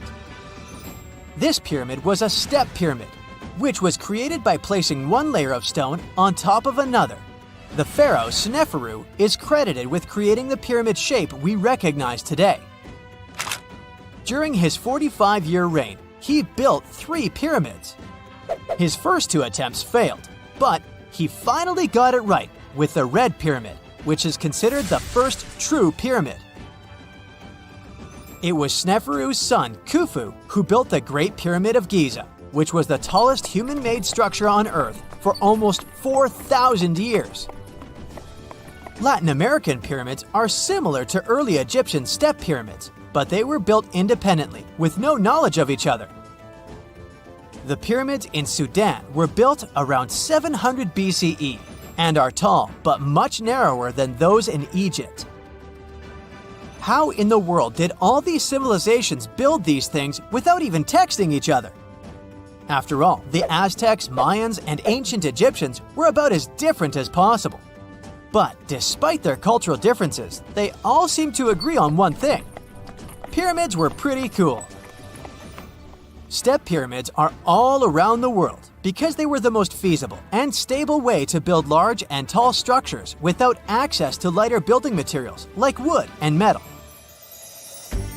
The triangular form with a square base is the best way to build a sturdy structure, and having a cube structure would require more material for less height. Now, when it comes to pyramid design, the Egyptian pyramids were like giant triangles with a square base, smooth sides, and a pointy top. On the other hand, the Aztecs and Mayans went for a tiered cake look, with steps leading up to a flat platform on top. So, while all these pyramids share the same basic shape, they have their own unique flair. Each group built its pyramids using different materials, techniques, and slope angles. So while they may have been inspired by each other's work occasionally, they were just doing their own thing. Egyptian pyramids had smooth, angled sides that were designed to help the pharaoh's soul ascend to heaven. The Pyramid of the Sun was built over a series of caves that served as a passageway for the deities. The Maya built the temple of Kukulkan in Chichen Itza to honor the deity Kukulkan, usually represented by a serpent.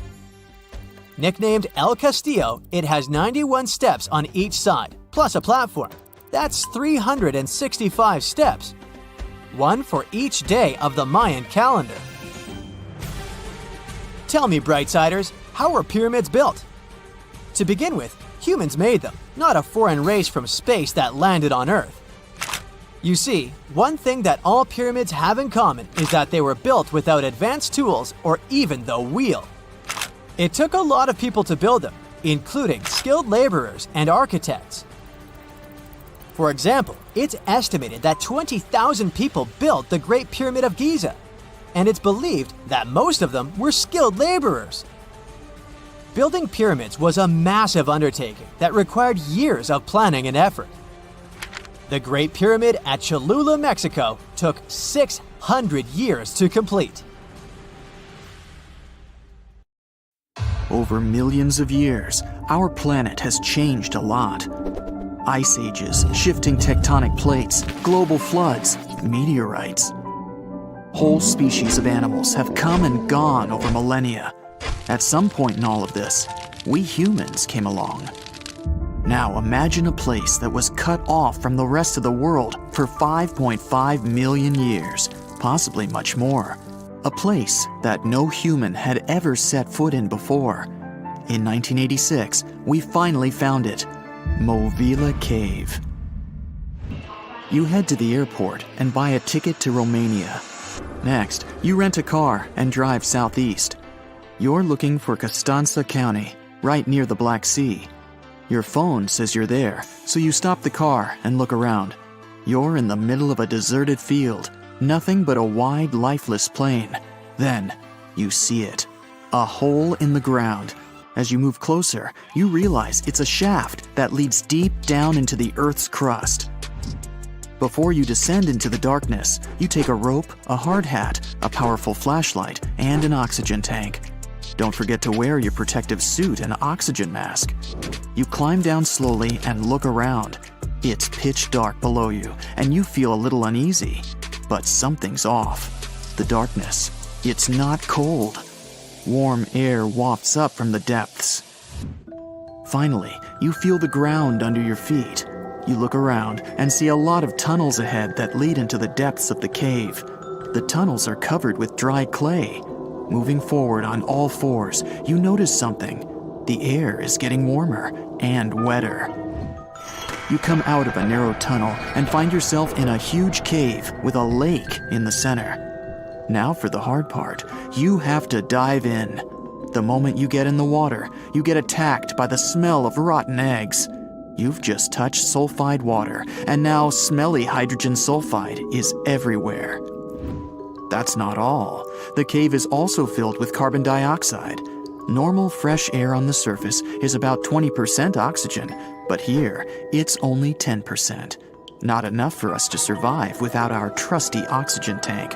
Still, all those other gases give you a nasty headache. You turn on your flashlight to full power and dive under. Somehow, you need to swim through these narrow underwater rifts. There are a lot of them. It looks like an underwater maze. You're a little worried, but your O2 tank is still pretty full. You squeeze through the rifts and finally find an open area. You freeze. From above, below, from all sides, you start to hear the sound of crawling creatures. The flashlight beam catches thousands of slippery, fast insects. This cave contains 48 species, 33 of which are completely new to us. Strange white snails crawl along the walls, and transparent shrimps, even small leeches, swim in the water. White centipedes with huge whiskers and transparent spiders shuffle around under your feet. There are even 2 species of scorpion, as if you weren't scared enough. Water scorpions, and another kind, as yet unidentified. It's not exactly your typical desert scorpion. Actually, nothing around here looks normal. All the creatures here are white or transparent. They don't have eyes, just long legs and whisker antennas that help them navigate in the watery darkness. It's a sci-fi director's paradise. You couldn't make this stuff up. The deeper you go into the cave, the less oxygen there is. Amazingly, there are even more small monsters running around. The air is all methane and carbon dioxide. These bizarre little things have never seen the sun, never been out of this cave. The spiders, scorpions, and leeches get hungry, right? They feed on smaller creatures, snails and worms. But what do the smallest creatures eat? Just then, you notice something very strange on the surface of the water. There's a gross white substance that looks like foam. You touch it carefully. It's like wet toilet paper, and it tears as soon as you touch it.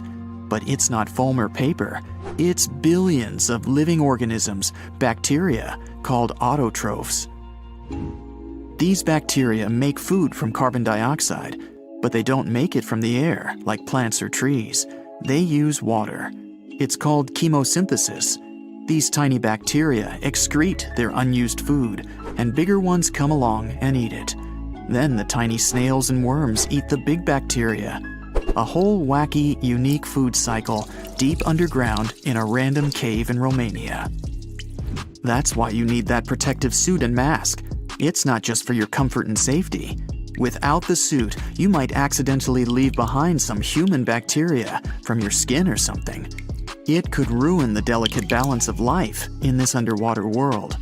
The underwater cave is too small and dangerous for expensive scientific equipment, so you grab a couple of samples of water, land, and air and get out of there as fast as possible. The cave hasn't been fully explored yet. The Romanian authorities don't allow just anyone to scuba dive on down there. Let's see in a few years. Who knows what else they'll find? You're back at your fancy lab, and you start to understand why that cave is such a big deal. The conditions in Movile are almost the same as in the first years of Earth's existence. Back then, our world was shielded from the sun by a dense atmosphere. It's actually possible that the microbes found in the cave are the same ones that were around way back when life began. These bacteria could turn out to be incredibly useful. They oxidize the dangerous gases, methane, and carbon dioxide. Basically, they make them harmless. Thanks, little guys. Movile Cave isn't the only extreme place on Earth where life still finds a way to survive and thrive. Picture the Eiffel Tower in Paris. Now imagine 10 of them on top of each other. Now imagine drilling down that deep. Got it? Life still goes on even this far down. There's almost no oxygen there. The pressure is insanely high, and it's hotter than the hottest desert. Welcome to the nematode empire. Nematodes are worms, and these wiggly dudes are tough as nails. When there's no air, no food, or it's just too hot, they transform. It's called the dower stage. It's a state of stasis, of deep hibernation. The worm's metabolism slows way down. It's like they go to sleep for a long time and only wake up when there's enough air or food around, or when it gets cool enough. And you don't have to dig that deep to find these creatures. Nematodes are found all over the world. They live in hot springs, in deserts, high up in the mountains, in the harsh cold of Antarctica, inside animals, and even inside the human body. You don't have to travel to Mars to find out of this world scenery. There are places on Earth that look unreal. The Danakil Depression in Ethiopia is one of the hottest, driest, and most inaccessible places anywhere on Earth. It's a large desert that gets almost no rain, but there's still plenty of liquid around. It sits on 2 active volcanoes, so liquid hot magma often flows up from under the Earth's crust. There are also colorful lakes full of acidic water. The salt from the lakes reacts with volcanic minerals, making bizarre figures that look like the backdrop of a sci-fi movie. Toxic gases and chlorine vapors rise up from the lakes, making it one of the most dangerous places on Earth. You need a gas mask to survive, but life always finds a way. There are living things here, even in a lake so hot that the acidic water actually boils. Microbes live happily in the lakes and surrounding rocks. If something can survive here, who knows? You can find another tough survivor in the Lut Desert in Iran. They've just discovered a new and special kind of crustacean there. These creatures live in small lakes that appear from time to time thanks to desert rains. This species can survive for decades in dry sediments, just waiting for a tiny bit of water. So these are all very small life forms, but are you in the mood for some monsters? Scientists have just discovered them swimming in the waters off Antarctica. Massive sea spiders, huge starfish, transparent shrimp-like things. In 1 month, researchers found about 30,000 sea creatures, many of them never seen before. Who knows what else is down there? Hygiene practices have been on this planet for as long as there's been life. Even those initial single-celled organisms felt icky when they got dirty, so they made shields and developed mechanisms to kick out unwanted guests, such as bacteria. Animals are surprisingly clean too, especially pigs, out of all animals. Turns out they're particularly good at keeping their space tidy. Domestic pigs, for instance, pick a spot for their toilet business that's a good distance from where they eat or sleep. Humans have a long, and at times icky, history with hygiene too, which can be traced as far back as our ancient cousins, the Neanderthals. There's evidence that even over 60,000 years ago, they seemed keen on keeping their pearly whites in good shape. 2 fossilized Neanderthal teeth tell this story through some weird grooves, which were obviously made by something pointy, like a toothpick of sorts. Then there's Venus of Willendorf, this tiny ancient statue, around 25,000 years old, discovered in Austria. Its whole purpose remains a mystery. Scientists don't even know if it was an art piece or if it had some spiritual significance. But it does give us some indications on ancient hygienic practices. Now, there's no way to confirm, but those bumps and grooves on the statue's head might represent braids. Scientists have no idea how often people washed their hair back then, or if they used any specific cleaning products. But the fact that they put some time into a hairdo shows an extra bit of care that other species might not have. Now, in all fairness, the likely culprit for prehistoric hygienic practices might have been lice, unfortunately. Even further back in time, we meet the Egyptians, who surely take the crown for ancient self-care practices. In fact, according to the Greek historian Herodotus, around the 5th century BCE, the ancient Egyptians were the cleanest and healthiest bunch around. Why so? Because they made sure to bathe twice a day to steer clear of health problems. Spiritual leaders, in particular, took cleanliness seriously, shaving their entire bodies every 3 days and having 2 baths during the day and 2 at night. Wow! Know what should also be taken seriously? Liking this video and subscribing to this channel, which doesn't take nearly as long as an ancient Egyptian bath. Meanwhile, ancient Egyptians also didn't just rely on water. They used perfumes to stay fresh. They also had these natron soaps that were scented and had properties like fighting bacteria and fungi. These natron, which is a mineral salt, was used in mouthwash solutions too. These people chewed on parsley and similar herbs to keep their breath fresh. Egyptians back then went even as far as developing one of the first deodorants. Ancient texts suggest putting a scented bread concoction under the arms post-bathing. People also mixed an ostrich egg with pulverized tortoiseshell and used it as an ointment to ward off unpleasant odors. Women, especially the wealthier ones, shaved their heads with flint or metal razors, choosing wigs made from human hair to shield their skin from the sun and avoid lice. Those who kept their hair natural often used hair extensions or wigs secured with beeswax and resin. There were even women who wore perfume wax cones on their heads that would slowly release a delightful scent during the day. Ooh, coneheads! Let's now move towards the north a bit and check out the ancient practices of the good old Romans. Sure, the Babylonians and Assyrians were the first to sort of invent the toilet. That's because they crafted areas with 2 short walls and a little gap for the business. And then they just let the debris flow into the canals along with their bathwater.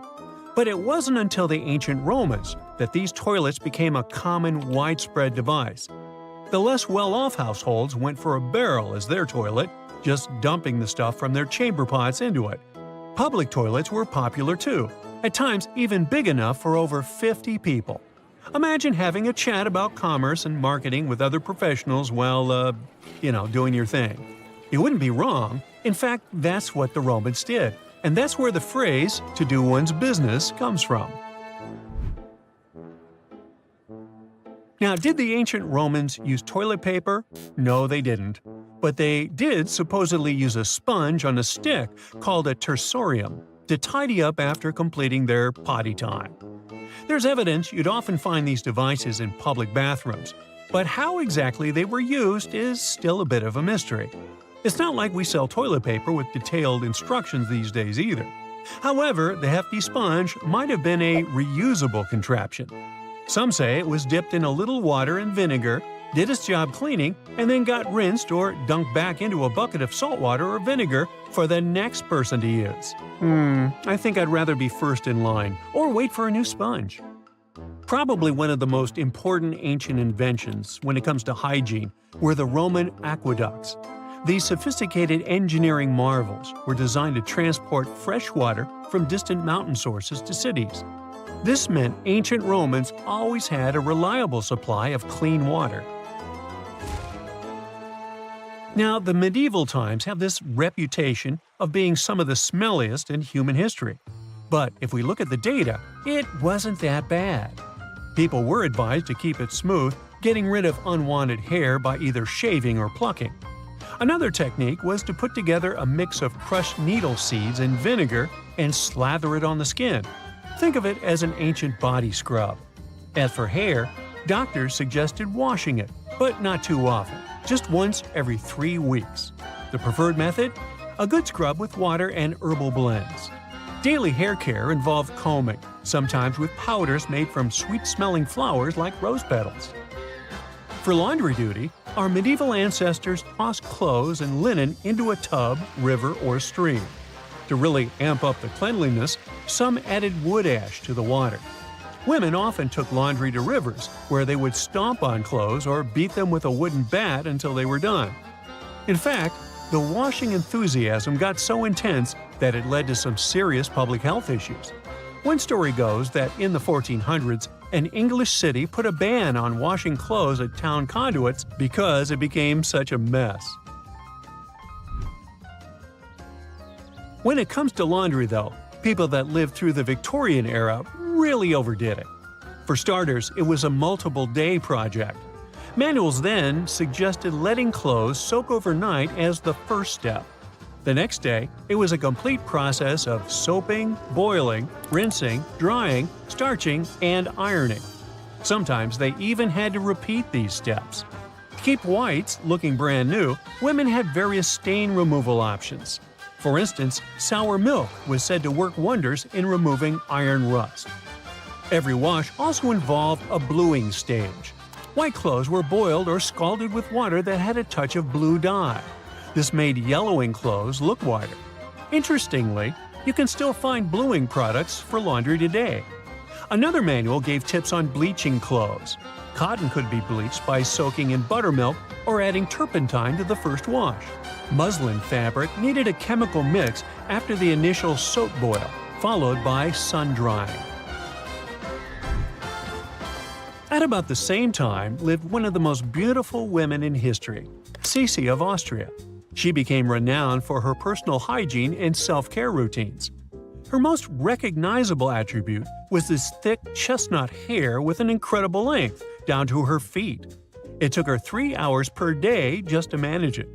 Every morning she'd have a cold bath, a massage, and then she'd sit down in a chair for hours, letting her hairdresser do her job. Zosa's skincare regimen was equally as outrageous. Obsessed with keeping wrinkles at bay, Zosa put crushed strawberries to her hands, neck, and face. She also slept with a custom mask on, lined inside with pieces of raw veal. The woman also spent time in warm olive oil baths to keep her skin soft, and for everyday bathing, she used distilled water. Zosa also made it a habit to sleep without any pillows, because she believed it would benefit her skin. Kind of obsessive, wouldn't you say?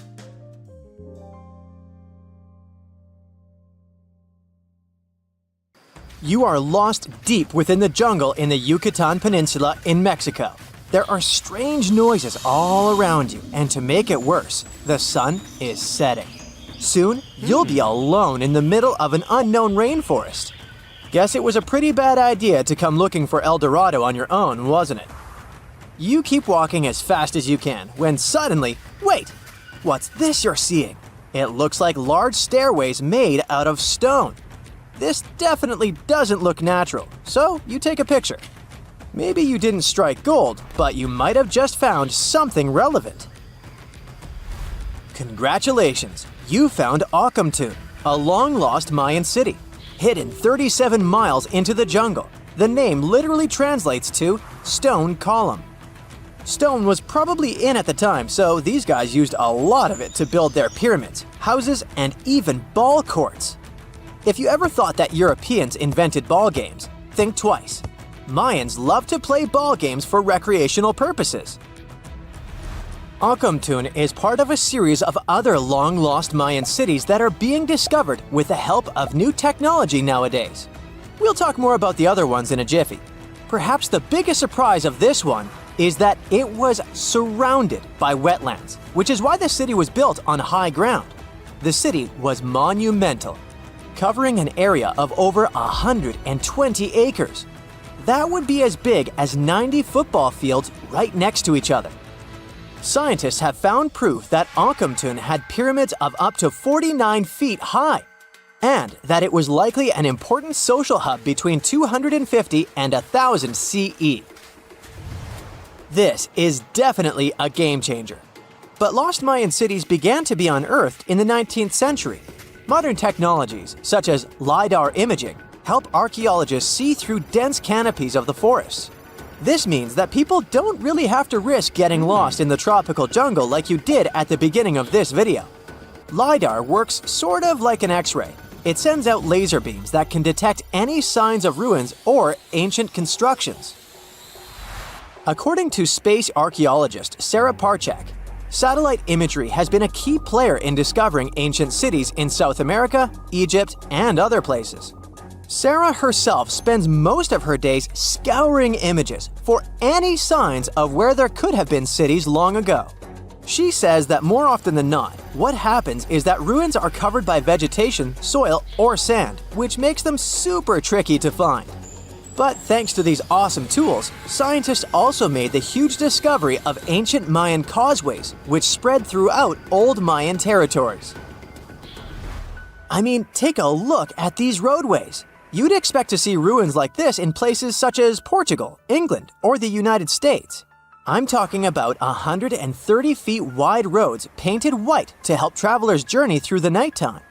Scientists recently unearthed a 110-mile network of roads such as these, and they think this dates back to before the first registered Mayan highways we've known so far.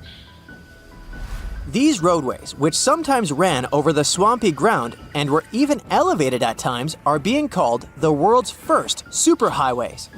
Even if there is no registry of animal-powered vehicles, it's believed that the Maya used them to travel around a network of possible 964 settlements. They were built like a huge spiderweb, and from what archaeologists have gathered, this huge system of roads worked to connect a big system of economic and social interactions between Mayan cities.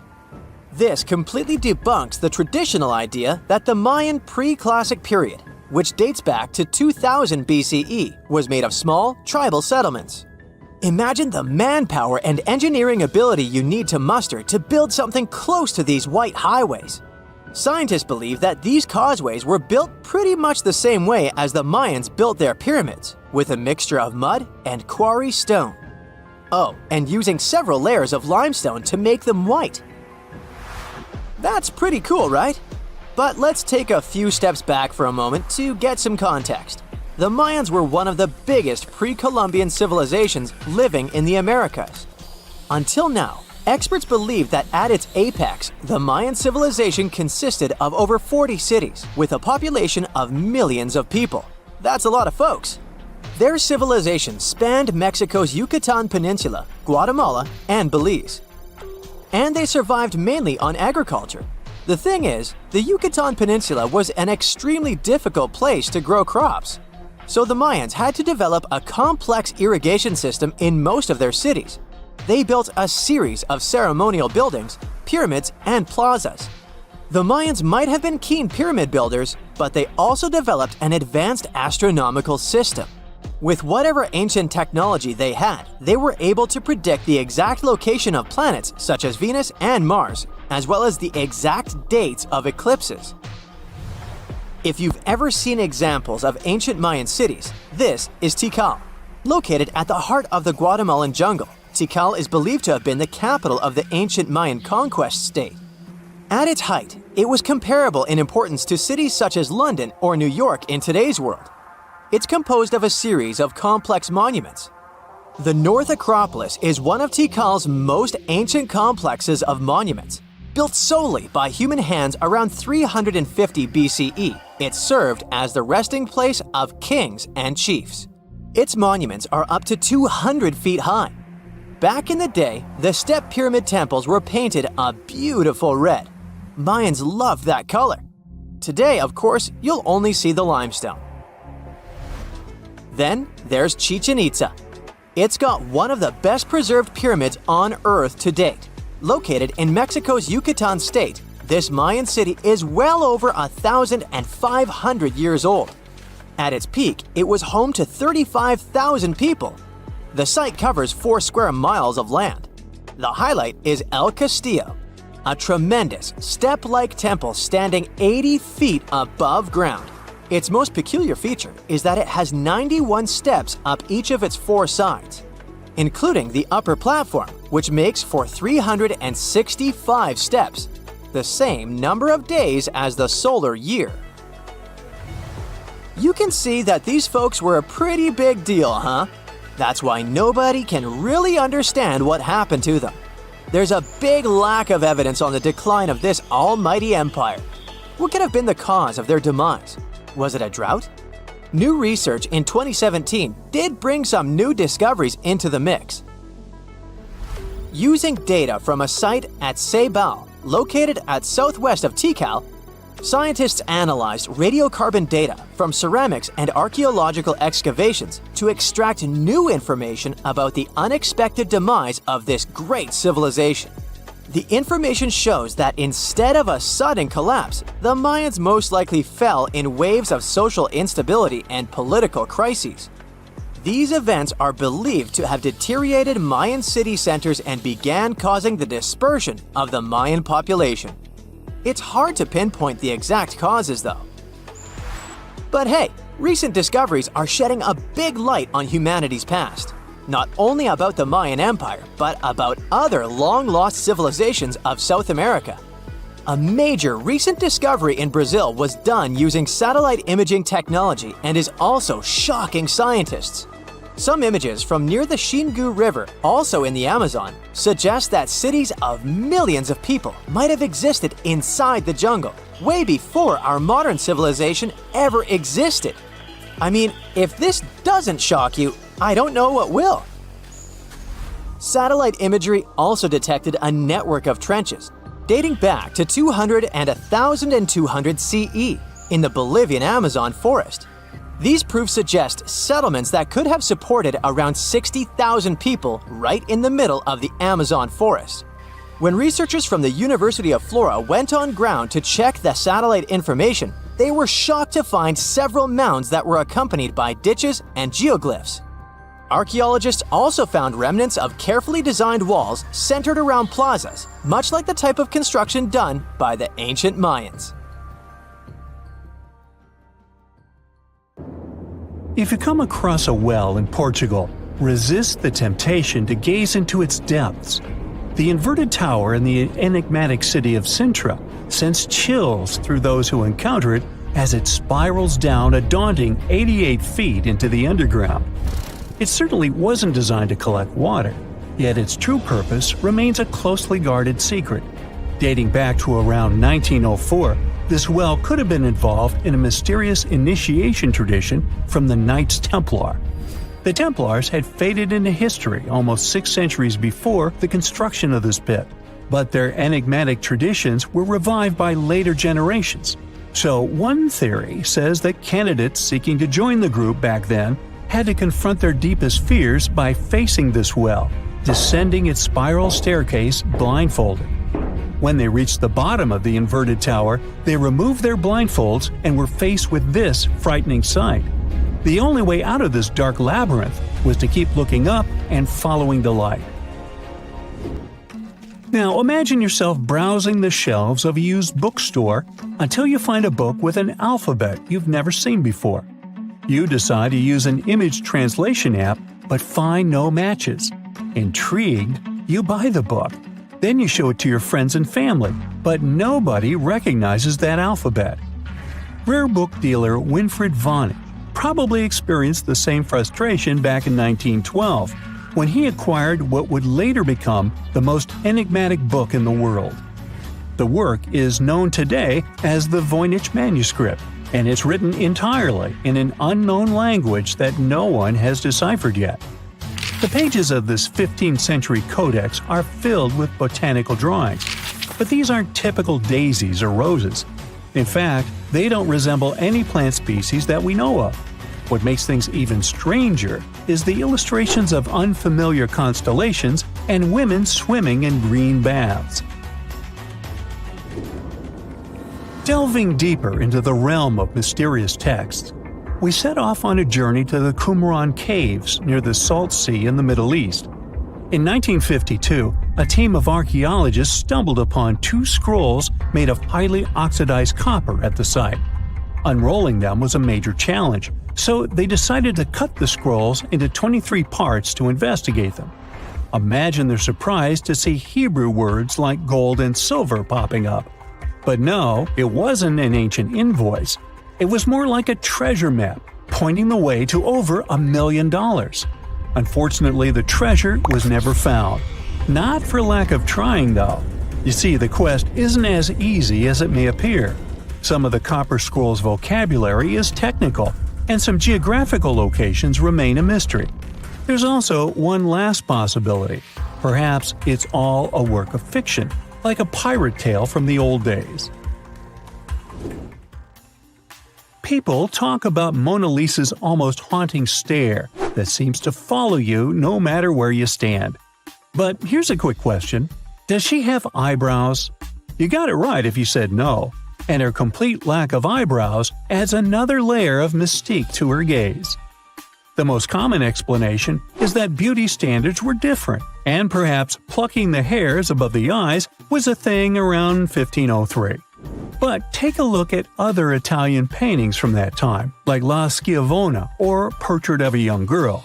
Yep, eyebrows. So, not everyone was entirely pleased with this theory, like French inventor Pascal Cotte. He spent 3,000 hours analyzing scans of the painting to dig through all the layers of Leonardo da Vinci's masterpiece. Now he claims that the Mona Lisa once had eyebrows, but they disappeared over time due to cleanings and restorations. Some historians, however, still question his findings, which means that Mona Lisa's style, or lack of it, remains an unsolved mystery. So, you decide to travel to Rio de Janeiro, and everyone tells you that Sugarloaf Mountain is a must-see. When you spot the mountain from a distance, you realize that the stone has a cavity. But around noon, the whole view changes. The shadow in that cavity takes the shape of a bird, an ibis to be precise. A local legend links this bird shape to the ancient Egyptian deity Thoth, as if the ancient Egyptians once visited Rio de Janeiro and were somehow inspired by the natural phenomenon. But it's probably just a big coincidence. I mean, literally. The real mystery, however, lies in the waters around Sugarloaf Mountain. In the 80s, archaeologist Robert Marks got a tip from locals about a treasure hidden beneath Guanabara Bay. He dove in and found quite a few Roman amphorae. You know, those ancient vases with two handles? His discovery could potentially provide evidence of a Roman shipwreck that might have reached Brazil 17 centuries before the Portuguese even set foot there. However, he couldn't proceed with his research, and to this day, the idea of the Roman presence on Brazil's coast remains uncertain. The true location of Cleopatra's tomb isn't the only ancient Egyptian mystery. Many secrets are carved into the walls of ancient structures, like in the Temple of Seti I. Take a close look at this hieroglyph, and you'll notice that it resembles a modern-day helicopter.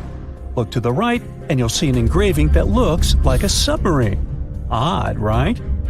The most reasonable explanation for this has to do with the legacies of different rulers. When a new pharaoh came to power, they had their own hieroglyphs added over the original ones. But this is still a topic of debate, as some Egyptologists believe that these mysterious hieroglyphs may represent some kind of ancient technology. The same applies to the Dendera light. The image found in the underground passageway of the Hathor Temple is a subject of significant controversy in Egyptian history. Some researchers suggest that the inscription simply represents a rising sun, while others interpret it as evidence of some kind of modern lighting system.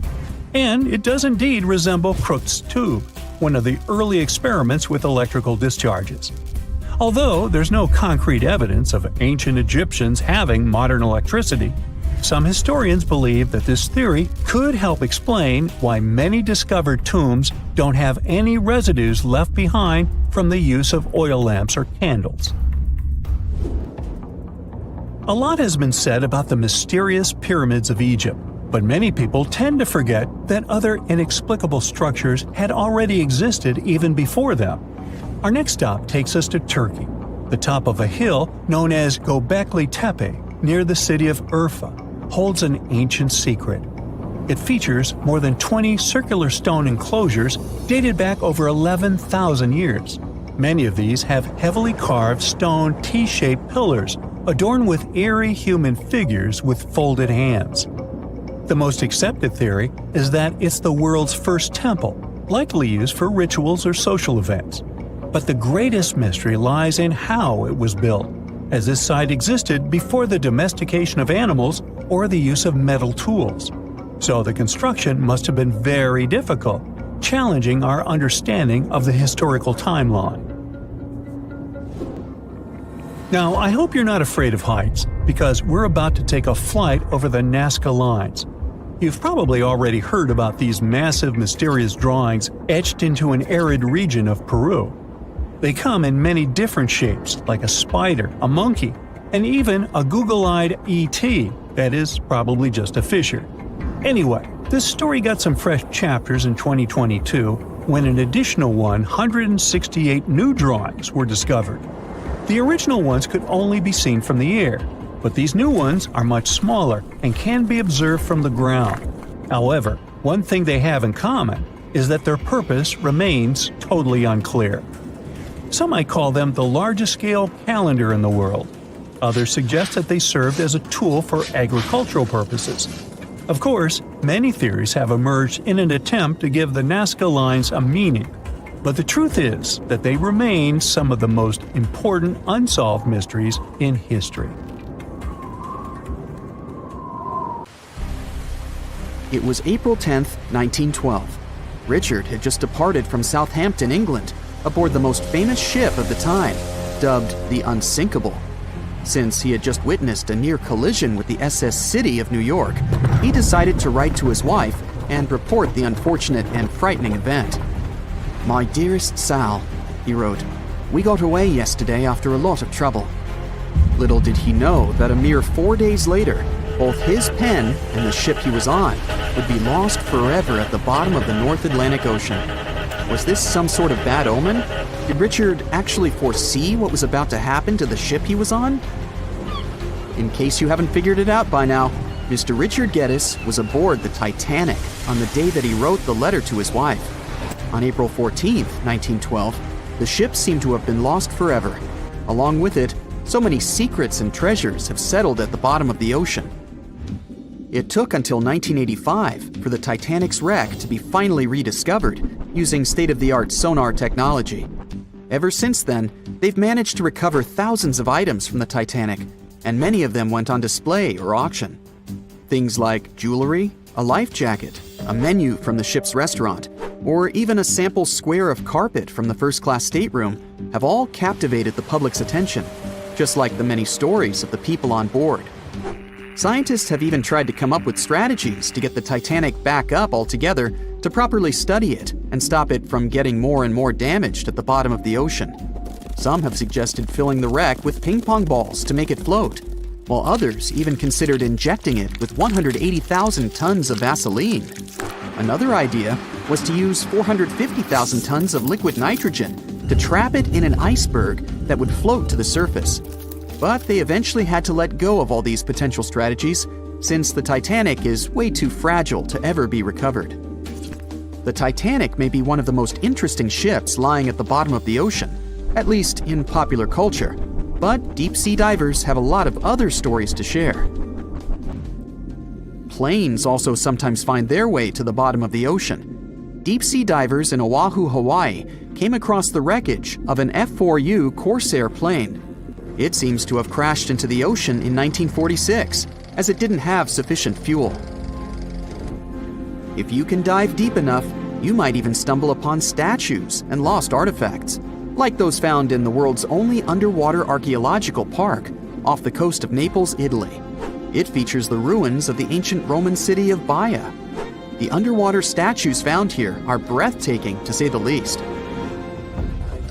In an ironic twist of events, some of the equipment we intended to use to get us to the moon was lost at the bottom of the sea for a very long time.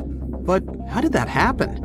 Beginning from the late 1960s and ending in the early 70s, many Apollo rockets were launched to orbit the Earth and the moon. When reaching altitudes of about 38 miles, the first portion of the spacecraft, including the engines, needed to separate. People thought these components got destroyed or lost forever. But were they really?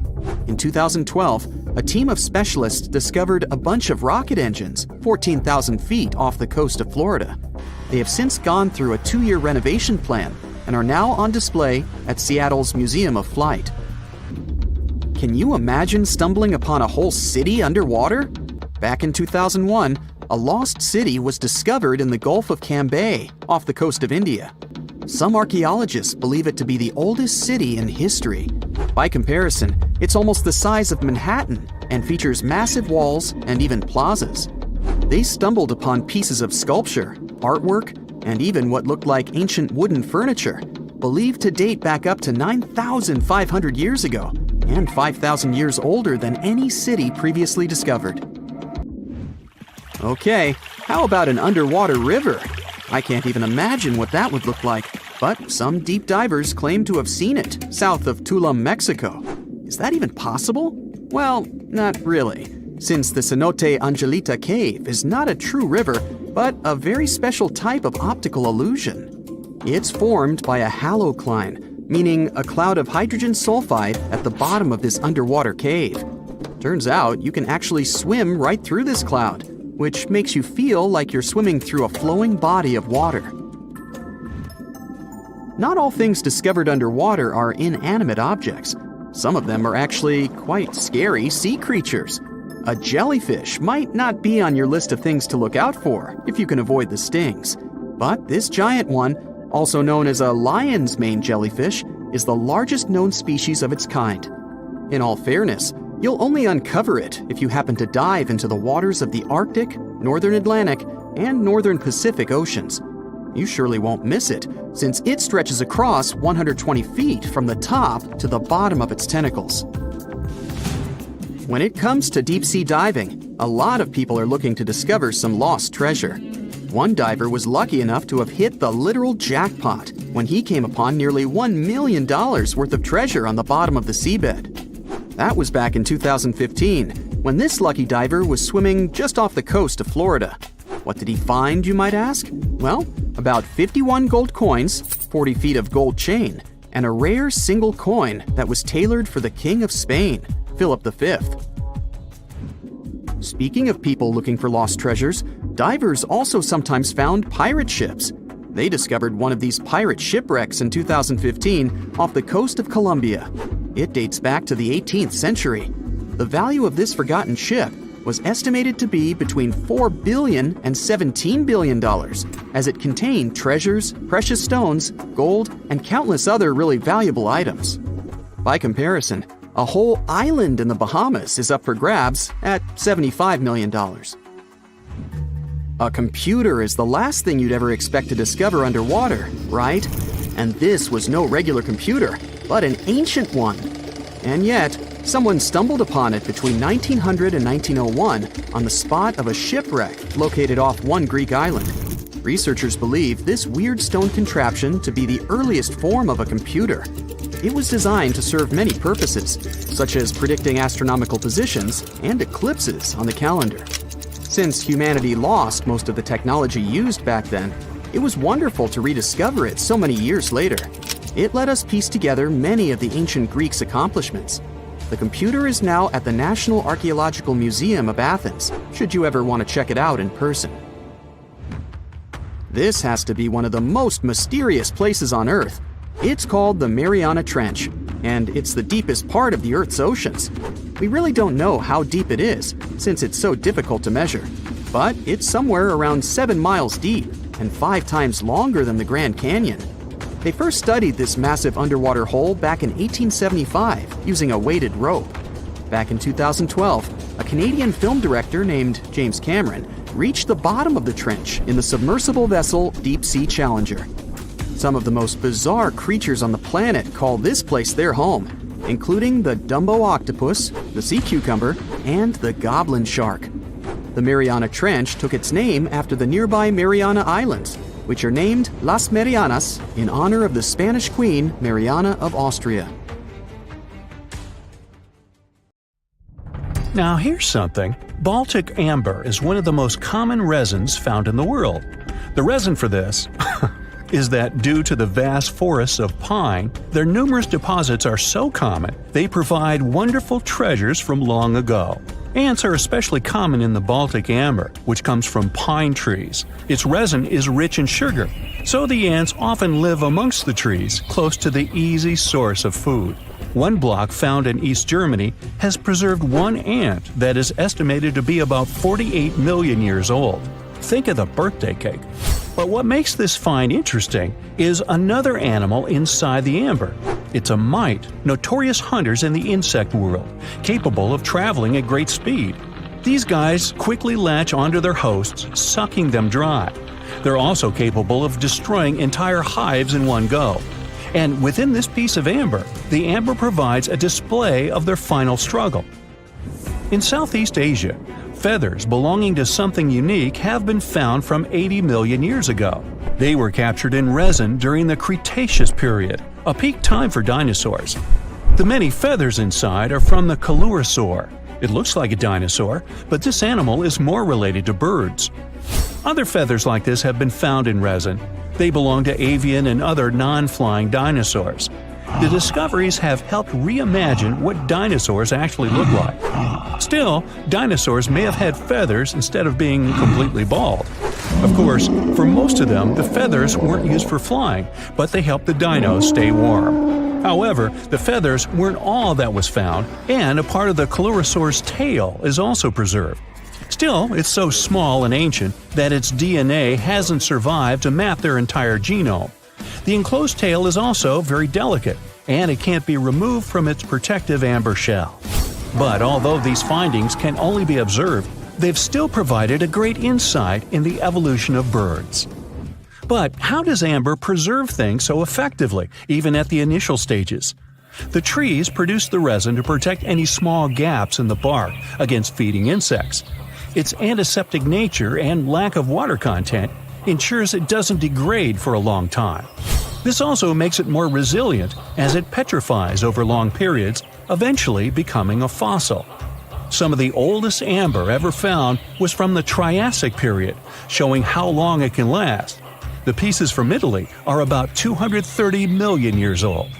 And inside one of these ancient droplets holds the oldest arthropod ever recorded. This mite found inside has provided a broader understanding to their evolution. Today, they're known to mainly annoy gardeners by feeding on the petals of flowering plants. However, at the time the mite was caught, flowers didn't have any petals, and it would be without this tasty meal for another 100 million years. Now, 100 million years ago, Myanmar was part of Gondwana, the great supercontinent. At that time, Myanmar wasn't part of Asia yet. But it was still lush with a great forest, which contained many species of lizards that lived amongst the undergrowth, hiding away from dinosaurs. Many of them had been stored within amber. This fact helped discover ancestors of geckos and chameleons.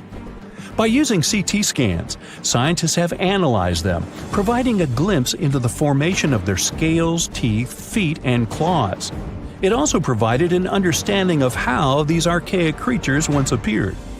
Although mostly pieces of lizards, by using modern technology, the scientists have been able to create 3D images of the lizard. These images can reveal how those guys appeared in their full form. The images show that they still retain some of their exact features to this day, like the chameleon's sticky pads used for climbing. A salamander fossil from around 20 million years ago is one of the most intact specimens ever found in amber. Details of its final moments show that it had been attacked before getting stuck in the resin. However, what's confusing about this find from the Miocene era is that the amber was found in the Caribbean, but it came from a tree that's closer related to those from East Africa. The lizard also has ancestry from the same area. Finds like this have opened a whole new understanding about how these small lizards migrated. It's expected that they would have ridden fallen logs, which took them across the seas to new homelands, not only to the Caribbean, but to all continents except for Antarctica. Nobody goes there, it's too cold. In the Dominican Republic, you can find some of the rarest of all ambers. This Dominican amber came from neotropical forests from around 20 million years ago. Many of the trees that made the resin are now extinct. The amber is almost completely see-through and can come in an array of beautiful colors. The most common colors are red, yellow, and even blue, and are easily mistaken for gemstones. One was found with a flea caught in it, dating to when the forest was at its peak and the mammalian variety thrived. Fleas were likely common at the time, and this flea in particular had recently fed on a mammal before getting stuck. However, something more intriguing was found within the flea. While scientists checked what mammal DNA was within the flea, they found that it was carrying an ancient bacterial blight. These blights have been constant throughout Earth's history, dramatically decreasing populations of animals and plants. This now extinct blight in the amber helped scientists determine how much the bacteria have evolved and how it spread. Now, most remnants of insects inside amber aren't much more than the exoskeleton bodies. But with some found in Myanmar, they were so well preserved that even the color of the insects is still intact. Colors in nature appear in 3 different ways. The first is bioluminescence, that's produced by a chemical reaction within a living organism. The second is about pigments, where the color appears in an animal or plant tissue.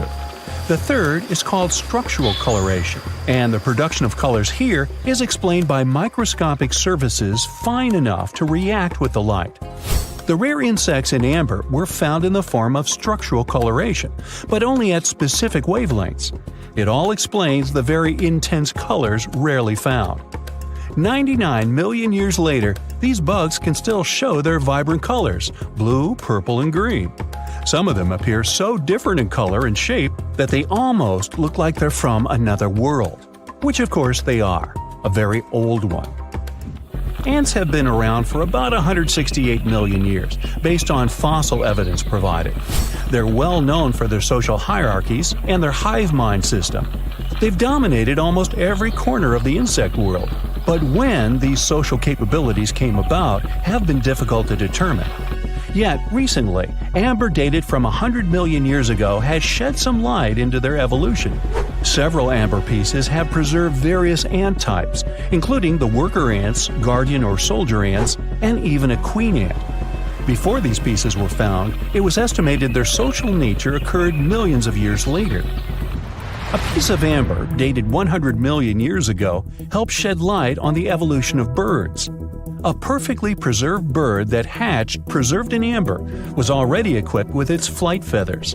With the earlier physical abilities, they would be capable of moving around the nest by themselves at a very young age, and it's expected they could search for their own food almost immediately. But as birds continue to evolve and spend more time in the skies, their brain developed larger for their cognitive abilities. After hatching, their early development was then more focused on the brain, and the chicks slowly became more reliant on their parents over time. In Spain, a massive treasure trove of amber and other fossils has been found. Inside, there were remnants of an entire ecosystem that existed 110 million years ago. A bunch of individual fossils were found. The vast collection includes many types of insects, mollusks, arachnids, plants, 50 different dinosaur bone fragments, feathers, and hair from mammals, and a McDonald's burger wrapper. Nah, just kidding. With the abundance of findings, it's helped researchers understand the ancient terrestrial ecosystem that once existed. With loads of specific details of the environment, they've reconstructed the swamp. This way, it's now possible to experience what it was like in the world of dinosaurs. There are countless doors all over the world that haven't been opened for decades, and even centuries. The question is why? It seems that nowadays you can open any door you want. The truth is that some doors were sealed for a grave reason. And so far, nobody has found out what treasures and mysteries they hide. Here are 4 doors that keep their secrets all too well. The Taj Mahal. First up, we've got the Taj Mahal in India, one of the most romantic places in the world. Shah Jahan commissioned it in 1631 and dedicated it to his 3rd wife, who he loved like crazy. They were married for 19 years and had a whopping 14 kids together. But unfortunately, she passed away while giving birth to their last baby. Shah Jahan was heartbroken and decided to build an epic tomb to remember her by. The construction took a whopping 20 years to finish. The building has quite an interesting layout. The design is super unusual with these 4 massive 130-foot tall minarets that stand on the corners of a huge platform. They're not just there for looks. Back in the 17th century, architects were having some serious issues with buildings collapsing under their own weight. So, the chief architect of the Taj Mahal made sure to place those minarets as far away from the tomb as possible. And he even tilted them in a way so that if they did fall, they wouldn't wreck the rest of the Taj Mahal. Talk about planning ahead. The Taj Mahal is hiding some crazy secrets. There are sealed rooms all over the place that nobody is allowed to enter. And if you check out photos of the building from the riverside, you can spot 2 basements. But guess what? They're sealed up too. Nobody knows what's inside or why they've been locked up since the time of Shah Jahan. Apparently, there's a good reason why those rooms are off limits. Some researchers think that they were built using marble, which turns into a different substance called calcium carbonate if it's exposed to carbon dioxide. And when that happens, little bits of marble start chipping off like crazy. To make matters worse, there's no air flowing into these rooms. That means that if too much CO2 builds up in the basement, the 4 minarets could collapse. But wait, there's more. Some people think that the body of Shah Jahan's wife can be found in one of these sealed-up rooms in pristine condition. Why not? Who knows what the mysterious rooms might keep?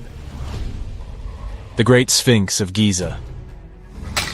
The Great Sphinx of Giza is shrouded in mystery. It's not just the largest monolith statue in the world, but it's also a hybrid creature with a woman's head and a lion's body that originates from Egyptian and Greek mythology. It's also very ancient. It's estimated to be around 4,500 years old. The construction of this marvel took about 3 years and required 100 workers who were not slaves and were treated with delicacies like sheep and goat meat. It is also thought that it used to be much more massive than it is now. Archaeologists found huge stone blocks and abandoned toolkits near the site. However, the real secrets of the Sphinx lie underground, near its paws. A group of scientists used a seismograph to detect 2 hidden chambers beneath the Sphinx's paws. Some people think that these rooms might be the legendary Hall of Records, which holds ancient scrolls revealing the secrets of the universe. I mean, that's way cooler than any library I've ever been to. Rumor has it that the Egyptians even had info on Atlantis stashed down there, which is like a super old version of a conspiracy theory. Unfortunately, we can't go on an adventure to check it out just yet. The chambers presumably have 2 entrances, but both remain sealed. The researchers haven't yet received the green light to check out their theory. Let's hope they won't keep us in suspense forever. Sri Padmanabhaswamy Temple. This temple is located in the beautiful state of Kerala in India. This temple is famous for more than just its breathtaking beauty. Underneath the temple there are 6 vaults, creatively named A, B, C, D, E, and F. The enormous iron doors to these chambers add to the mystery of what's behind them. A few years back, the authorities decided to open these vaults to the world, but it wasn't an easy task. You can't just open the doors and enter the vaults. It required a lot of work. It took them a while, but finally, in 2011, they opened 5 of the 6 chambers. And guess what they found? Tons of treasure. Bags of gold, precious gemstones, and priceless diamond jewelry. The estimated worth of everything found in the vaults is a whopping $1 trillion. It's like the temple was the real-life inspiration for Aladdin's Cave of Wonders. But wait, I said 5 of the 6. What happened to the last one? Vault B has remained closed, but not for lack of trying. They simply didn't manage to open it. There is even a belief that it's fatally cursed. Legend says that only a saint or sage can break the curse by chanting a specific mantra. But no one has been able to do this yet, presumably because we don't have saints or sages at our disposal. There is also rumor that in the 30s some temple invaders tried to enter Vault B to do some good old looting. But they never reached their target. Apparently terrible snakes materialized out of nowhere and chased the gang away. But of course, this is just an urban legend, and there is not proof of that. However, it is said that the Auditor General dealing with the temple claimed that Vault B had been opened at least 7 times since 1990, and nothing bad happened to anyone who entered. Who knows? Maybe we should send Indiana Jones to check it out. The first emperor's tomb. Deep under a hill, completely undisturbed and surrounded by dangerous traps, lies an ancient 2,000-year-old tomb. It belongs to Qin Shi Huang, the first emperor of China. He was born in the Qin state and became king when he was just a boy. But when he grew up and gained full power, he united the warring states ancient China was divided into by conquering them. After that, he created the Qin dynasty. When he died in 210 BCE, they buried him deep underground in a massive tomb. And when I say massive, I mean massive! Back in 1974, some farmers in Xi'an, China, stumbled upon something strange while digging a well, a huge terracotta soldier. This discovery led to an extensive archaeological dig that has continued for over 40 years, revealing a collection of thousands of clay soldiers. The unique thing about these soldiers is that each one has its own unique features, from hairstyles to facial expressions. It's believed that there could be up to 8,000 of these soldiers, but only 2,000 have been found so far. Interestingly, the central tomb, which is believed to be the resting place of the emperor, is still untouched. In ancient records, there are references to a vast underground city that the emperor built, complete with scenic towers, palaces, and whatnot. Sima Qian, a Han Dynasty historian, wrote that the tomb was adorned with treasures and had space for hundreds of officials, but the lack of technology to properly examine the site is what's holding things up. Qin Shi Huang was surrounded by liquid mercury in his tomb, with two of the streams representing the major rivers of China, Yellow River and Yangtze. The ancient Chinese believed that mercury could provide immortality, but it could have also caused the emperor's death since he regularly took mercury pills to prolong his life. The dangerous levels of mercury contamination in the soil near the tomb are the main reason why scientists are reluctant to explore it. It could be very dangerous both for people and for the environment. Now, if I had to choose which door to open, I'd probably go for the one that doesn't lead to a tomb surrounded